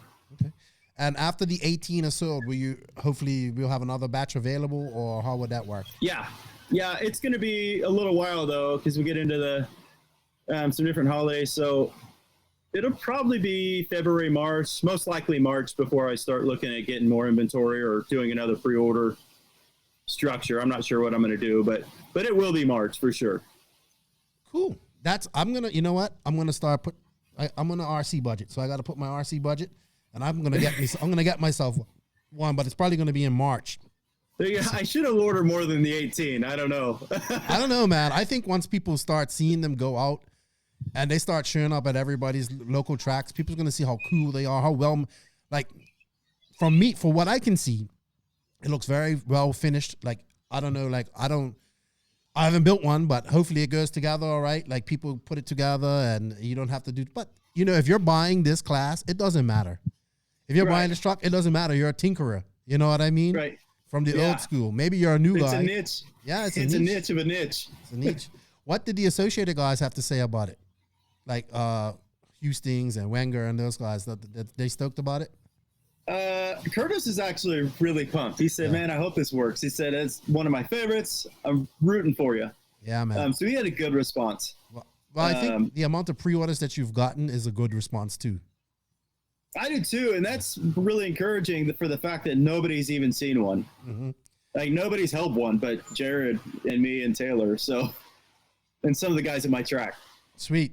So you have 18 left after this. So if you want one, people, you better hurry up and get them. And probably by the time this podcast is out, he might only have 10 left because this is coming out on a week's time. But we're recording about a few days before this releases. So hit up Chad Parks and check out igniterc.com. Is it Ignite RC? No, IgniteDesignRC.com. Ignite Design RC, yep.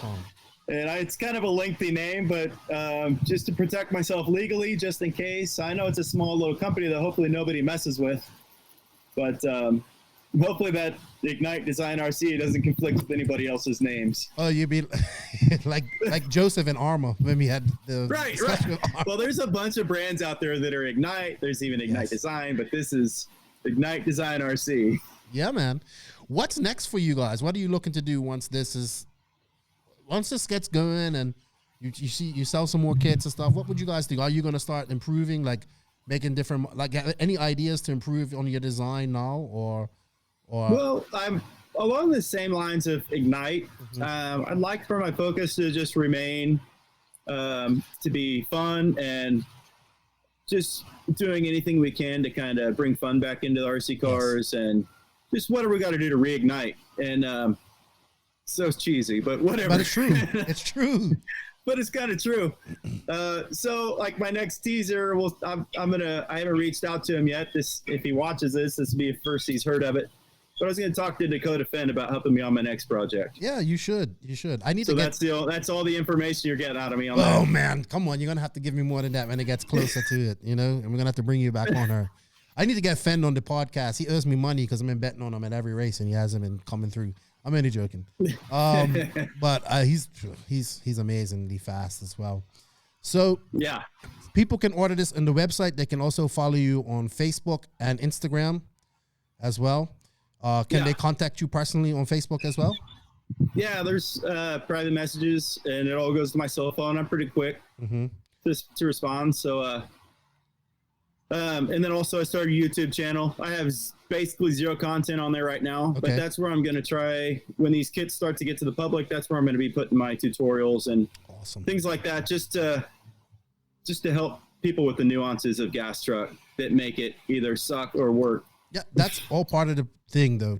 If we get some new people into this, which I think we will, because people's gonna, once they see these at the track, I'm like, I want to race it too, and that's gonna be good for them because the old school guys, they'll know what to do, but the new guys are gonna need help, man. That's awesome, man. I'm glad I got to talk to you. I know you're busy.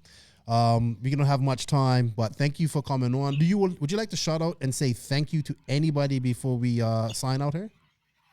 I'd hate to leave anybody out, but I mean, for the most part, Taylor James, he's just been the man. And I talk to him every day. I blow his phone up, and you know what? Ask him if he wants to come on the podcast, because I need to get him on her. Legends of RC. Yeah, I'm sure he will. He's the lead engineer at Castle Creations. Oh, really? Yeah, so he's involved in RC. He works in the RC business. I did not know that. Yeah. Interesting. He's kind of under the table. Maybe it was a secret. It isn't anymore. Oh, well, I'm sure if we get him on the podcast, he's gonna let us know anyway. So it doesn't make a difference. Yeah, man. Awesome project, man. I love it. A passion project. This like I said, this brings me back memories of what RC was, tinkering, and everybody's so used to form and fit, but I love the fact that you was in your garage with a broken foot, dremeling parts, and made your own conversion kit, man. I think that's awesome. Yeah. It looks badass. It looks fresh. I probably just build that thing and just put it on my shelf and just say, one day I'll race you. But I'll tell you what, if I build one of these and I go to a race, there's a gas truck race, I will be racing it. Perfect. I will be racing it. All right, guys. Well, show Chad some love. Show the Ignite Design RC gas truck conversion for the T6 and T6-1. And was SCX, you said as well? SC6. XC6, sorry. Always mess things up. Check them out on Facebook. Check them out on IG. If you want to cop one, he's only got, at the time of recording, he's only got 18 left until March. So you better get in there and get them soon, because they've been going like hotcakes. And I think they're going to go faster once people start seeing more coming out. And looks like I hope so. Yeah. Thank you for your time, Chad. Enjoy your weekend. I look forward to seeing more of your videos and tutorials on this awesome product. And man, you've got my support, and just I'll be helping you. I'm going to try my best to help blow this up as well. Thanks, man. I appreciate your help and all the support and shout outs. Sweet, man. You have a good evening, and thank you very much. You too, bud. Take care. Bye. Now it is time for the RC Gypsy Tales, brought to you by Rob's Oil, your one-stop shop for all of your AMS oil needs. Beaker, have you ordered your oil for the Genki JQ van yet? Have you done that yet? That means you haven't even thought about it. But you know what you should do, because we're going to, hopefully we go to America next year, and we need the van to work. And we need to put another 400,000 miles on it. Probably got another 10 to 20 trips across America left in it, carrying everything that we need. So what I want you to do is go to www.robsoil.com, order all your AMS oils, lubricants, and filters that you need to spruce that Genki JQ van up so we can drive it across America even more. You got that? Where do you go, Joseph? www.robsoil.com. Why AMS oil, you might ask? Well, AMS oil makes top quality synthetic lubricants for your car, truck, motorcycle, boat, four-wheeler, snowmobile, lawnmower, and anything else with an engine. I'm sure the fifth scale guys use it a lot as well. AMS oil lubricants are designed to help your equipment run at peak efficiency and last longer. Join the millions of proud AMS oil users to experience the difference. All AMS oil products are formulated, blended, and packaged in the US of A. I know I'm an animated talker. It's like being down here in the Dominican Republic. They talk with their hands a lot. So I've, learned to do that. All right, Joseph. So you're the guy who's traveled the most and had the most run-ins. I remember you telling this story on your Facebook Live. I don't think you've told it on the podcast, but let's tell everybody about the time you got kicked out of the Spanish Nationals and had the police called on you and almost went to jail for RC car racing. Yeah, that was fun. He says that was fun. This started your whole beef with is this the same guy who's in charge of EFRA, Carlos Gomez, that tried to kick you out? Or what happened? No, it's another Spanish guy.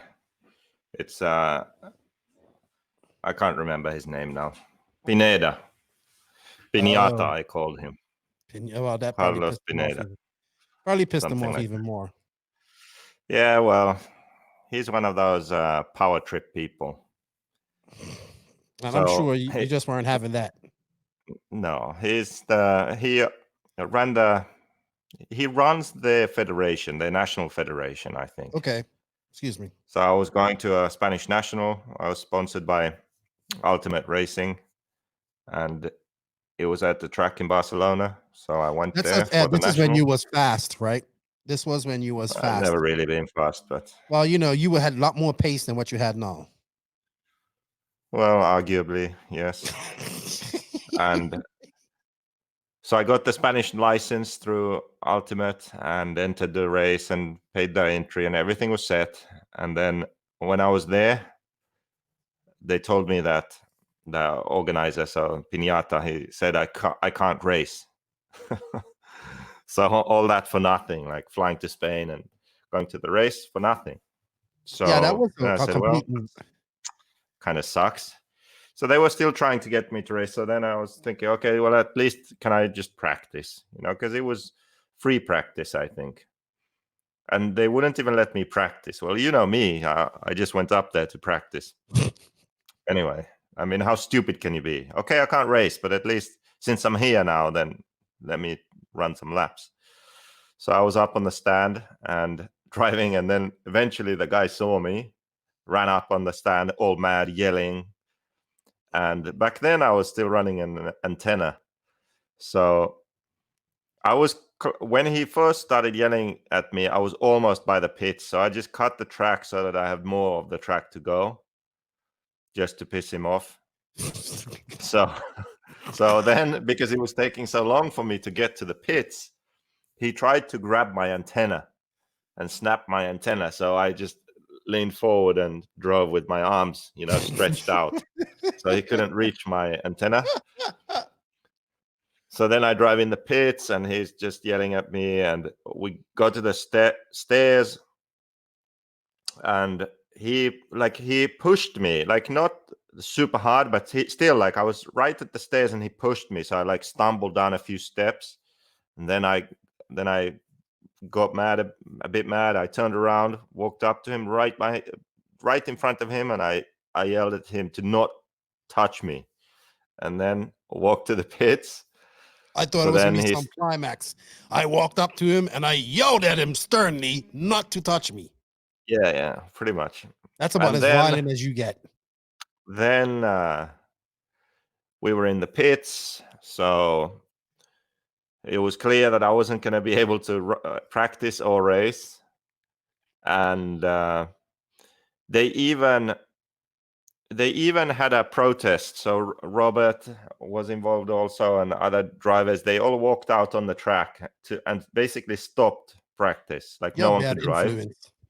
And because they wanted to allow me to race. So all the drivers said, like, look, hey, just let the guy race. You know, who cares? And then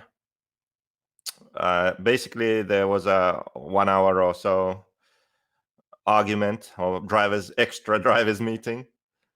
And at the end, I guess Piñata had said that if there's still anyone standing on the track in, you know, a minute or whatever, then they'll lose their license. Now he has the power to do that. So then pretty much everyone just left, because if they don't have a license, they can't do the nationals, they can't do the Euros, Worlds, all that stuff.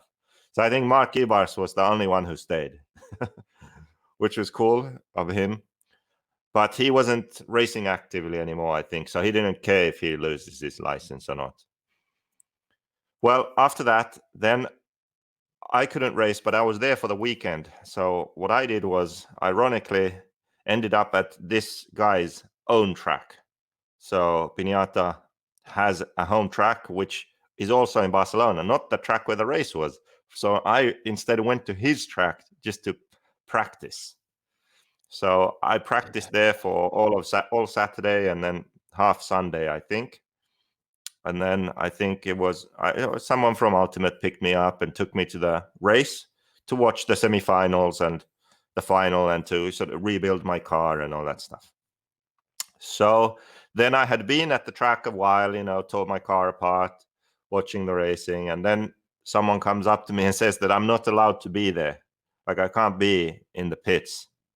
You was just at this guy's track. Yeah, I was just in the pits. No, but you was just at the guy's track. Like, you know what I mean? Yeah, well, he didn't know that. Oh God. So Then he probably found out. maybe after. So then I was working on my car. Someone says I can't stay there. I was like, what do you mean I can't stay here? Why can't I stay here? So then the excuse was that there isn't enough space. Well, this was when the semifinals were running. So most people had already, they were already done. So they had already packed up. So there was plenty of room in the pit. So I said, look, there's plenty of room here. I'm not disturbing anyone. Just came here to watch the race and work on my car. Well, then, the situation started to get heated again for no fucking reason except this piñata guy. And basically, I remember Roger from Ultimate said, like, look, I think you should pack up and go because he's like threatening to call the police and stuff. I'm like, come on. I'm not going anywhere. I'm not doing anything wrong. And then, this piñata guy was saying, like, he calls the police now, I have to go. And I said, look, just call the fucking police. I'm not going anywhere. So 15 minutes later, 2 police cars rock up. They had to stop the race again. I can't remember if they'd run the semifinals. They'd run one semifinal, the other one was going or something. They had to stop for like an hour and a half. Extra meeting. The police come in the pits. They surround me, like everyone's there. It was so funny. One guy took a video, but I've never seen the video. He refused to send it. It was a shame because it was probably a cool video. So just imagine this scene. I'm there in the pits working on my car. Police arrive. They stop the race. Everyone comes in the pits. So 150 people maybe. So everyone's looking like, what's happening? The police walk in the pits, surround me in the pits, and Roger is like, hey, you need to go. You need to go now. So I'm like packing up my stuff. So everyone's just watching this happen. So then I pack up my stuff. Then I grab my car. I'm like, I had my car in the air, and I was like, hey, today's my birthday. Thanks for the present, something like that. So I walked out of the pits, and then I didn't know what was going on because no one spoke English. They were just speaking Spanish. So some guy came and said, hey, do you want to go for a beer? So I said, sure. So we went to have a drink and a sandwich. And then when we were done, we went back. And I had given the police my passport and information. By that point, I went back, and then they just gave it back to me and said that everything's fine. You can go back. So then I went back in the pits, and then they continued the race. That guy, is he involved in Spanish racing at all anymore? Yeah. So this guy then, so the history continued then now in the Spain Euros a couple of years ago when Max was disqualified. Mm-hmm. So Max was disqualified because they have a system where you marshal before your race. And it was the first race in the morning, I think. And we were all there. Everyone was there. But they had forgotten to put the speakers on. So when they called for marshals, if they had called with the speakers on, we would have heard, like, hey, all the quarterfinalists or whatever finalists go to marshal, Max, blah, blah, blah, all the names. But we didn't hear anything. So Max didn't remember or know or whatever. So he didn't marshal. So then they disqualified him completely. Like, he wasn't allowed to race his main, which is ridiculous. I think you shouldn't have penalties which are too harsh. Let him race, but have him start last or something like that. Mm-hmm. That would be fair. So complained about that. They wouldn't let Max race at all. Fucking really bad decision, in my opinion. Same race. After the first semifinal, you have to leave your cars in Parc Fermé. That means that you leave it in technical inspection, and you only get it after that cars from the second semifinal have also been inspected. That gives everyone a fair chance to repair their cars before the main, because everyone has the same time. So in the first semifinal, Martin Wolanka bumped and made the main, but he got his car from technical inspection. I don't know how, but he got it somehow. The Or maybe he didn't. area. Or maybe he didn't even leave it at technical inspection. I don't know. Was he In running any X-ray case, at the time? He was running X-ray. The he was X-ray gray pitting. area. He was pitting behind us, so I saw that he was in the pits with his car, and I knew he had bumped to the main. So I was like, okay, this is a bit weird. And I saw Pinata coming, so I'm like, grabbed my phone, and that's the famous video now. It's on YouTube. That the famous, like, what did he say? Rules are rules. Rules are rules, he said about the Max situation. So then I go and say, hey, rules are rules, right? What's going on? Semi-finalist here in the pits, no Parc Fermé. What's happening? And then he gets mad at me. He even grabbed my phone. He said, use well this information. Like, I shouldn't share this information. Like, I'm putting this on YouTube, moron. So, yeah, so there we just had a perfect example of the hypocrisy. Is he this still, guy again? He's is still he involved there, in yes. EFRA at all? Yeah, he's the Spanish Federation guy. That's, one vote and one fucking handbrake in the whole system. anything you put into play, he's gonna veto that anyway. Yeah, but you're it was fighting an just uphill battle right there. such a stupid situation with Max. Rules are rules, and then this guy should be disqualified from the main. But no, that's fine. I, as the race director, will just walk in the pits and ask him to return the car that he was already half disassembling. So it was a ridiculous situation. And then going for the 10 scale Euros, also in Spain, he tried to ban me from the race. He actually tried to ban me from racing in Spain in general, and then he tried to ban me from just the 10 scale Euros. Like, it got to the point where it was unsure if I was going to be allowed to race, and we had to have an extra meeting with him and some other guy from EFRA and a bunch of people just to allow me to race. Oh my gosh, I didn't know all of that. This guy's a class A moron. No, he probably thinks the same thing about you. Yeah, but there's a big difference between speaking your mind and being open about your opinions and being a complete fucking dickhead. Well, you know what, man? As long as we have people like that in power that hold personal grudges and want to do things like that and stop people from spending money and racing at their tracks and stuff like that, this is the reason RC is kind of going to stay the way it is. We need to get rid of people like him. People like him need to get the fuck out of where they are, because all they're doing is stunting growth for everything else, for someone new to come up and behind, holding personal grudge. It don't matter if it was you, it matter if anybody, honestly. Because the thing is that with attitudes like that, you can't do the best things for the sport, or hobby, or whatever you think it is. You just can't. You don't do it. So that's a big problem. Yeah, and that, when I say we need to get that old guard out, he is a prime example of what I mean. No forward thinking, only thinking because he wants to keep a hold of his little bit of power that makes him important. He doesn't want to release that. Like, you know what I mean? You are a threat to that. Anything new is a threat to that. That is widely a widely common theme in RC. So, unfortunate. Oh well. Yep. I'm surprised you was allowed in Spain, period, after all of that. But good stuff and a good story. We wasn't sure if it was gonna be good, but I didn't know all the rest of that. So thank you for sharing that, Joseph. This segment is getting harder and harder to do because we ain't traveling. So it's gonna be sporadic. And you have all the stories, by the way. Excuse me? Just another note. The first incident happened in maybe 2006, something like that, close to that. And this was now 2017? Or when was the Euros there? Like about 10 years. Yeah. 10 years, and this guy holds a grudge, Yeah, man. Well, a lot of people don't like you, and I get it. I don't like you most days, but I mean, it is what it is, man. But this is an example of what we need to get out. These guys who don't want to relinquish that, you hold on to that power, so you do everything that you want to do, and then when new ideas come in, you shut it down. But you're in a position of power to shut things down. So it's shitty. It's shitty. All right. Well, anything else to add to that story before we go on any further? No. All right. Well, thank you, Rob's Oil. Remember, everybody, go check out www.robsoil.com. Show him some love. Showing the sponsor, show some love. Hey, if you guys have a wild story from an RC event, shoot me an email and let me know. Joseph, I think we're going to go on.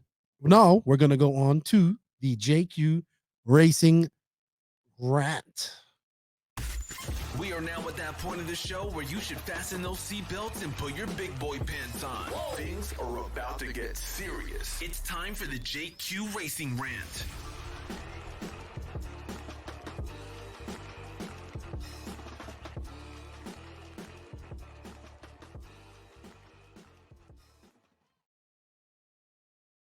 You know, like those are some of my favorite pictures from our travels with the JQ Racing team, and I just love like the thylacine at the end, like doing the double middle fingers, like I love that. You know, so many memories. Some of them are still with us, some of them aren't. You know, my goal by 21, by the time we come back after a break in 21, I'm gonna have all professionally done videos for these ads because it looks like we're sticking with the video thing here. So what do you think, Joseph? Get some professional videos done, look nice, give our sponsors a little bit more. Yeah, we should. Yeah, well, we need to do one for us, but we don't have from much. my busy YouTubing schedule. Yeah, I've already. Oh, great Oracle of YouTube, can you help me out now, please? No, he doesn't want to share his information. This information will benefit you, Lefty. I haven't learned anything yet. It's too complicated to. No, it's all right. Explain. Make it uncomplicated so it's easy for me. That's your job. All right. Got you. That's what I want for Christmas. All right, Joseph. So I had a little rant for this week. And wrong person, wrong thing here. And I don't know if you saw it on Facebook, maybe Instagram, but Lewis Hamilton came out talking. Well, he's done this previously. We all know that Lewis Hamilton used to race for Coyote show cars. He's seen the infamous video when he was a little kid. I love Lewis Hamilton, big fan of his. Have been for many, many years. I like that he loves RC. And he talked about RC and going back and memories with his dad and how much fun it was and blah, blah, blah, and all that type of stuff. And that's good. I love that stuff. But even me, I freaked out and I was like, yeah, that's so awesome. You should check out RCGP. And I sent him a link in the comments. It probably won't do anything, right? I know it won't do anything because he probably doesn't even run that account. You know, he may run that account, he may not. Unsure. But my rant is, why can we not get a big name like Lewis Hamilton? Dak Shepard came out about it. You know, if this year, you know, we know guys like Moogie, Malcolm Stewart races. We know like Christian Craig, you know, they're into racing. We know a lot of these motocross guys into RC stuff. But it just seems, you know, we got Lewis Hamilton do he's been vocal about it, but you know, just like I want to know what we have to do to get one of these guys, big names, to promote our hobby / sport. Like I think, now don't get me wrong, the oval guys, they'll see Tony Stewart at the Chili Bowl, but that's because the Chili Bowl is like a real car race, and also, you know, Tony Stewart has custom works, so he has, you know, the oval side of things, which I think is fucking cool.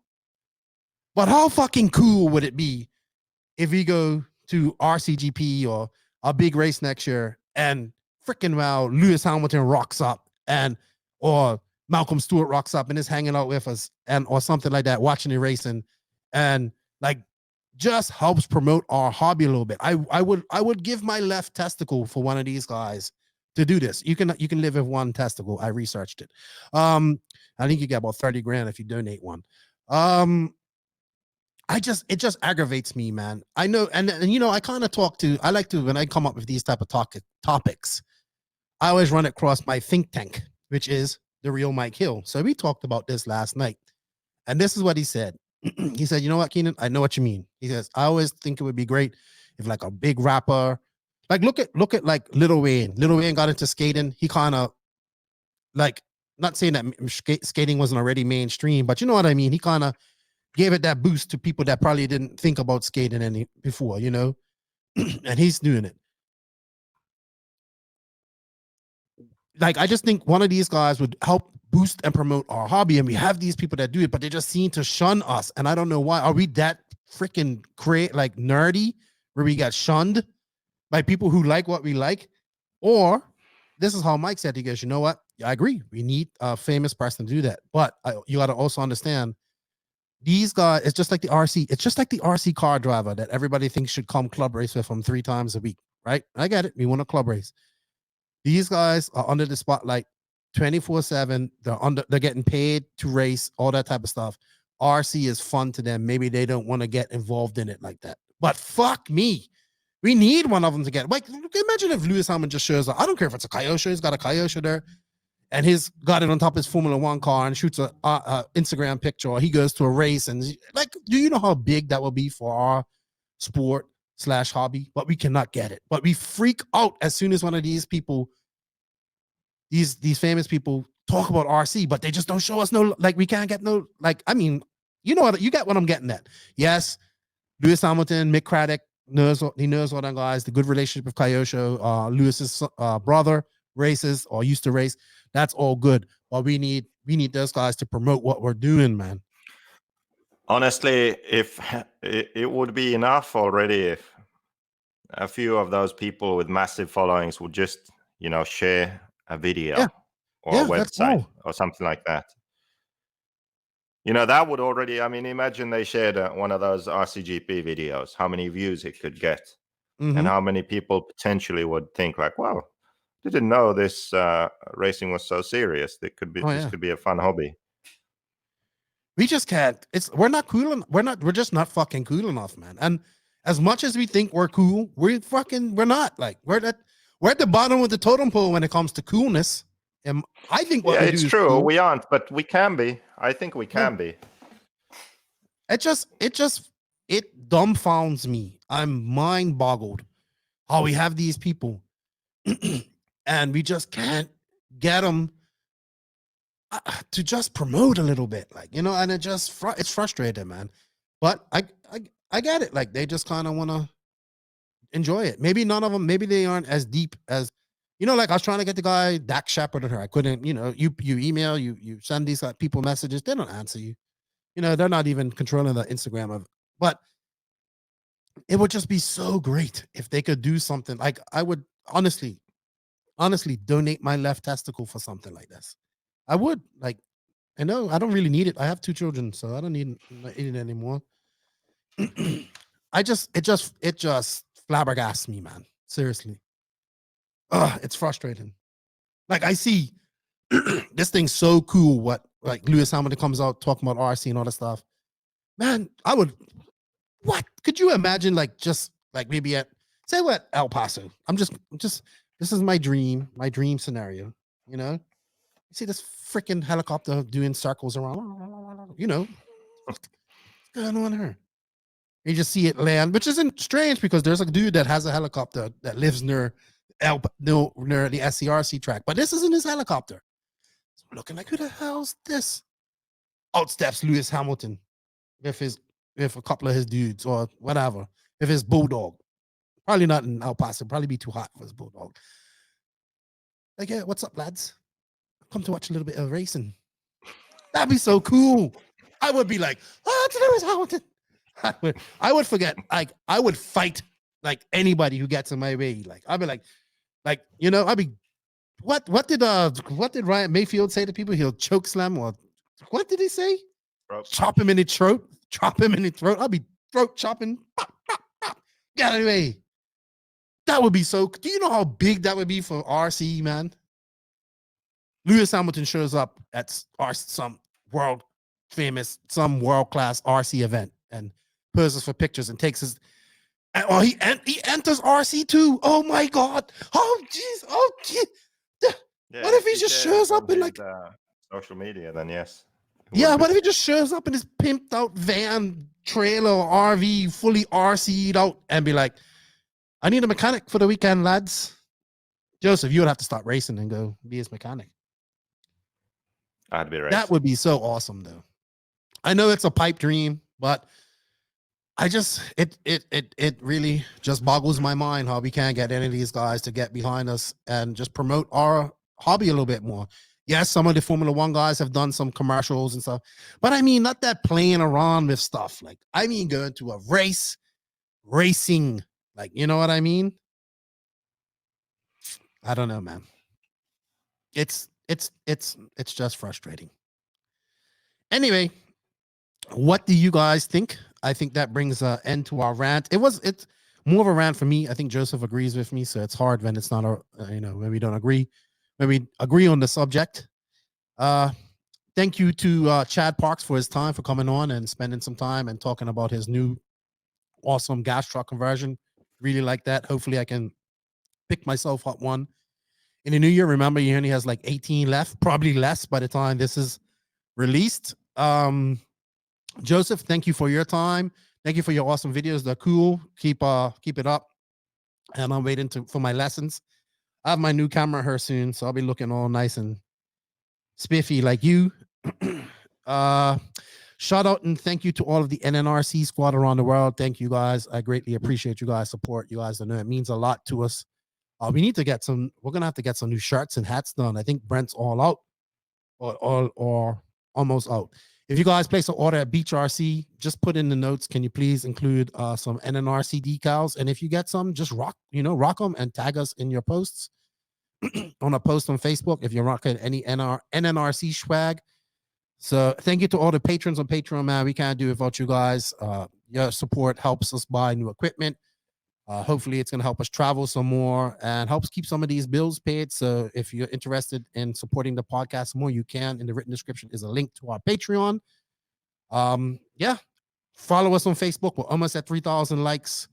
Follow us. Like us on Facebook. Follow us on IG. We're getting there. I would like to get 1,500 followers by the end of the year, if possible. And our YouTube channel, where that is a hard egg to crack right there, Joseph. People don't understand how hard YouTube is.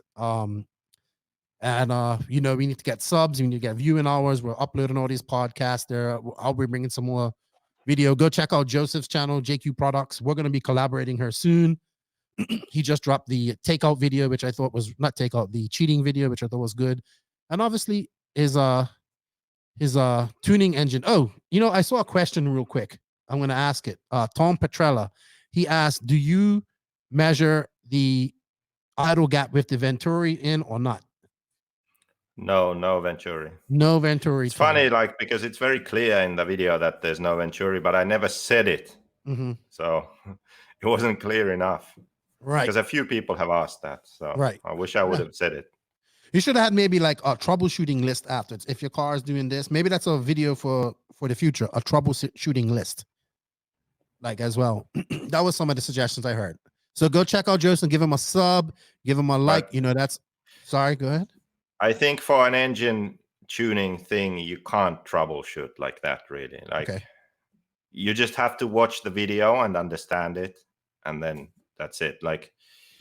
Because how do you do a troubleshooting video? I mean, seriously. I don't know. Make it act funny and then do it. You did a little bit of that it would have been then 3 hours long, I'm sure. Yeah, but every single situation, it's basically the same solution for the trouble. Okay. All right. Check your glow plug, make sure the engine gets fuel, and richen it out and tune from there. Boom. Every single issue is solved. Okay. The trash heap has spoken. Yeah. Shout out to all of the sponsors that advertise on this podcast. If you're a company and you wish to sponsor on this podcast, hit us up. We got tiers for everybody. Shoot us a message on Instagram, Facebook, or shoot us an email at thenonamrcpc@gmail.com. A shout out to all these companies that support us. They are RCMX, Tekno RC. We will be doing the NNRC hotline this Thursday, myself and Wally. Shout out to Beach RC, man. Lots of love for Brent, Lucas, all them guys, all of Beach Nation. Hit them up. If you can, use our affiliate link, get your NNRC swag and rock it and tag us in any pictures you take. Shout out to Robzo for bringing the RC Gypsy Tales. Go to www.robzo.com. Manscaped.com, bringing you the RC news. Check them out. Remember, use the promo code no name in all caps. Save 20% on your order. Papa Willie's Traction Tonic has been a long time supporter of the podcast. Check him out. He's making some great stuff. Traction to get, indoor racing. You need traction, you need a sauce. Use some Papa Willie's Traction Tonic and prepare for victory. You can use the promo code NNRC on checkout to save 10% off your order. Shout out to Sun City RC. Thank you, Joey Showers, Corbin, Christian, for your support. Badass looking track there, and I look forward to getting there hopefully next year and hanging out with you guys. JQ Racing, man. Lots of love to all the JQ Racing guys out there. Love you guys like life. Thank you for all the support. Great weekend for us. Keep rocking it. 2021's coming up soon. let's get back racing and having fun. Shout out to Connor Ehlers of the Loof Cranes. Thank you for your help. And obviously, shout out to JQ Threads. Check them out. Not just a clothing company, a company providing opportunities. Wally Builds. Wally and I will be together on Thursday. And special shout out to my boy, Chasen Elric at Racecraft USA. The command modules looking pretty badass. I think I'll have one soon. Wally's been rocking one. Go check him out. Order him because he's been selling out. Also, shout out to Zach Thompson and Cleanworks Clean Freak. Go get yourself some degreaser. Remember, man, showing these guys some love shows the podcast some love, and we appreciate it. And yeah, that's about it, Joseph. I have nothing else to add. I'm just gonna sign out and say, Nitro is the glory, but e-buggy pays the bills. If you ain't grinding, you're sliding. And remember, hard work beats talent when talent doesn't work hard. Lefty. Nothing to say? Out. Nothing to say at all, Joseph? No, piss off. Okay. It was nice hanging out with you too. Thank you for listening to the No Name RC podcast. We greatly appreciate all the support and love from you, the listeners. Without all of you, none of this is possible. Special thanks to our patrons on Patreon. If you wish to support the podcast further, you can at patreon.com/NNRC podcast. As a patron, you will receive early releases, special content, and patron-only giveaways. Also, please follow us on Facebook, Instagram, and our website, www.nnrcpodcast.com. Remember, Nitro is the glory, but e-buggy pays the bills. If you aren't having fun, it doesn't make sense. And if you ain't grinding, you're sliding. Lefty out. Nitro is the glory. Nitro is the glory. Nitro is the glory.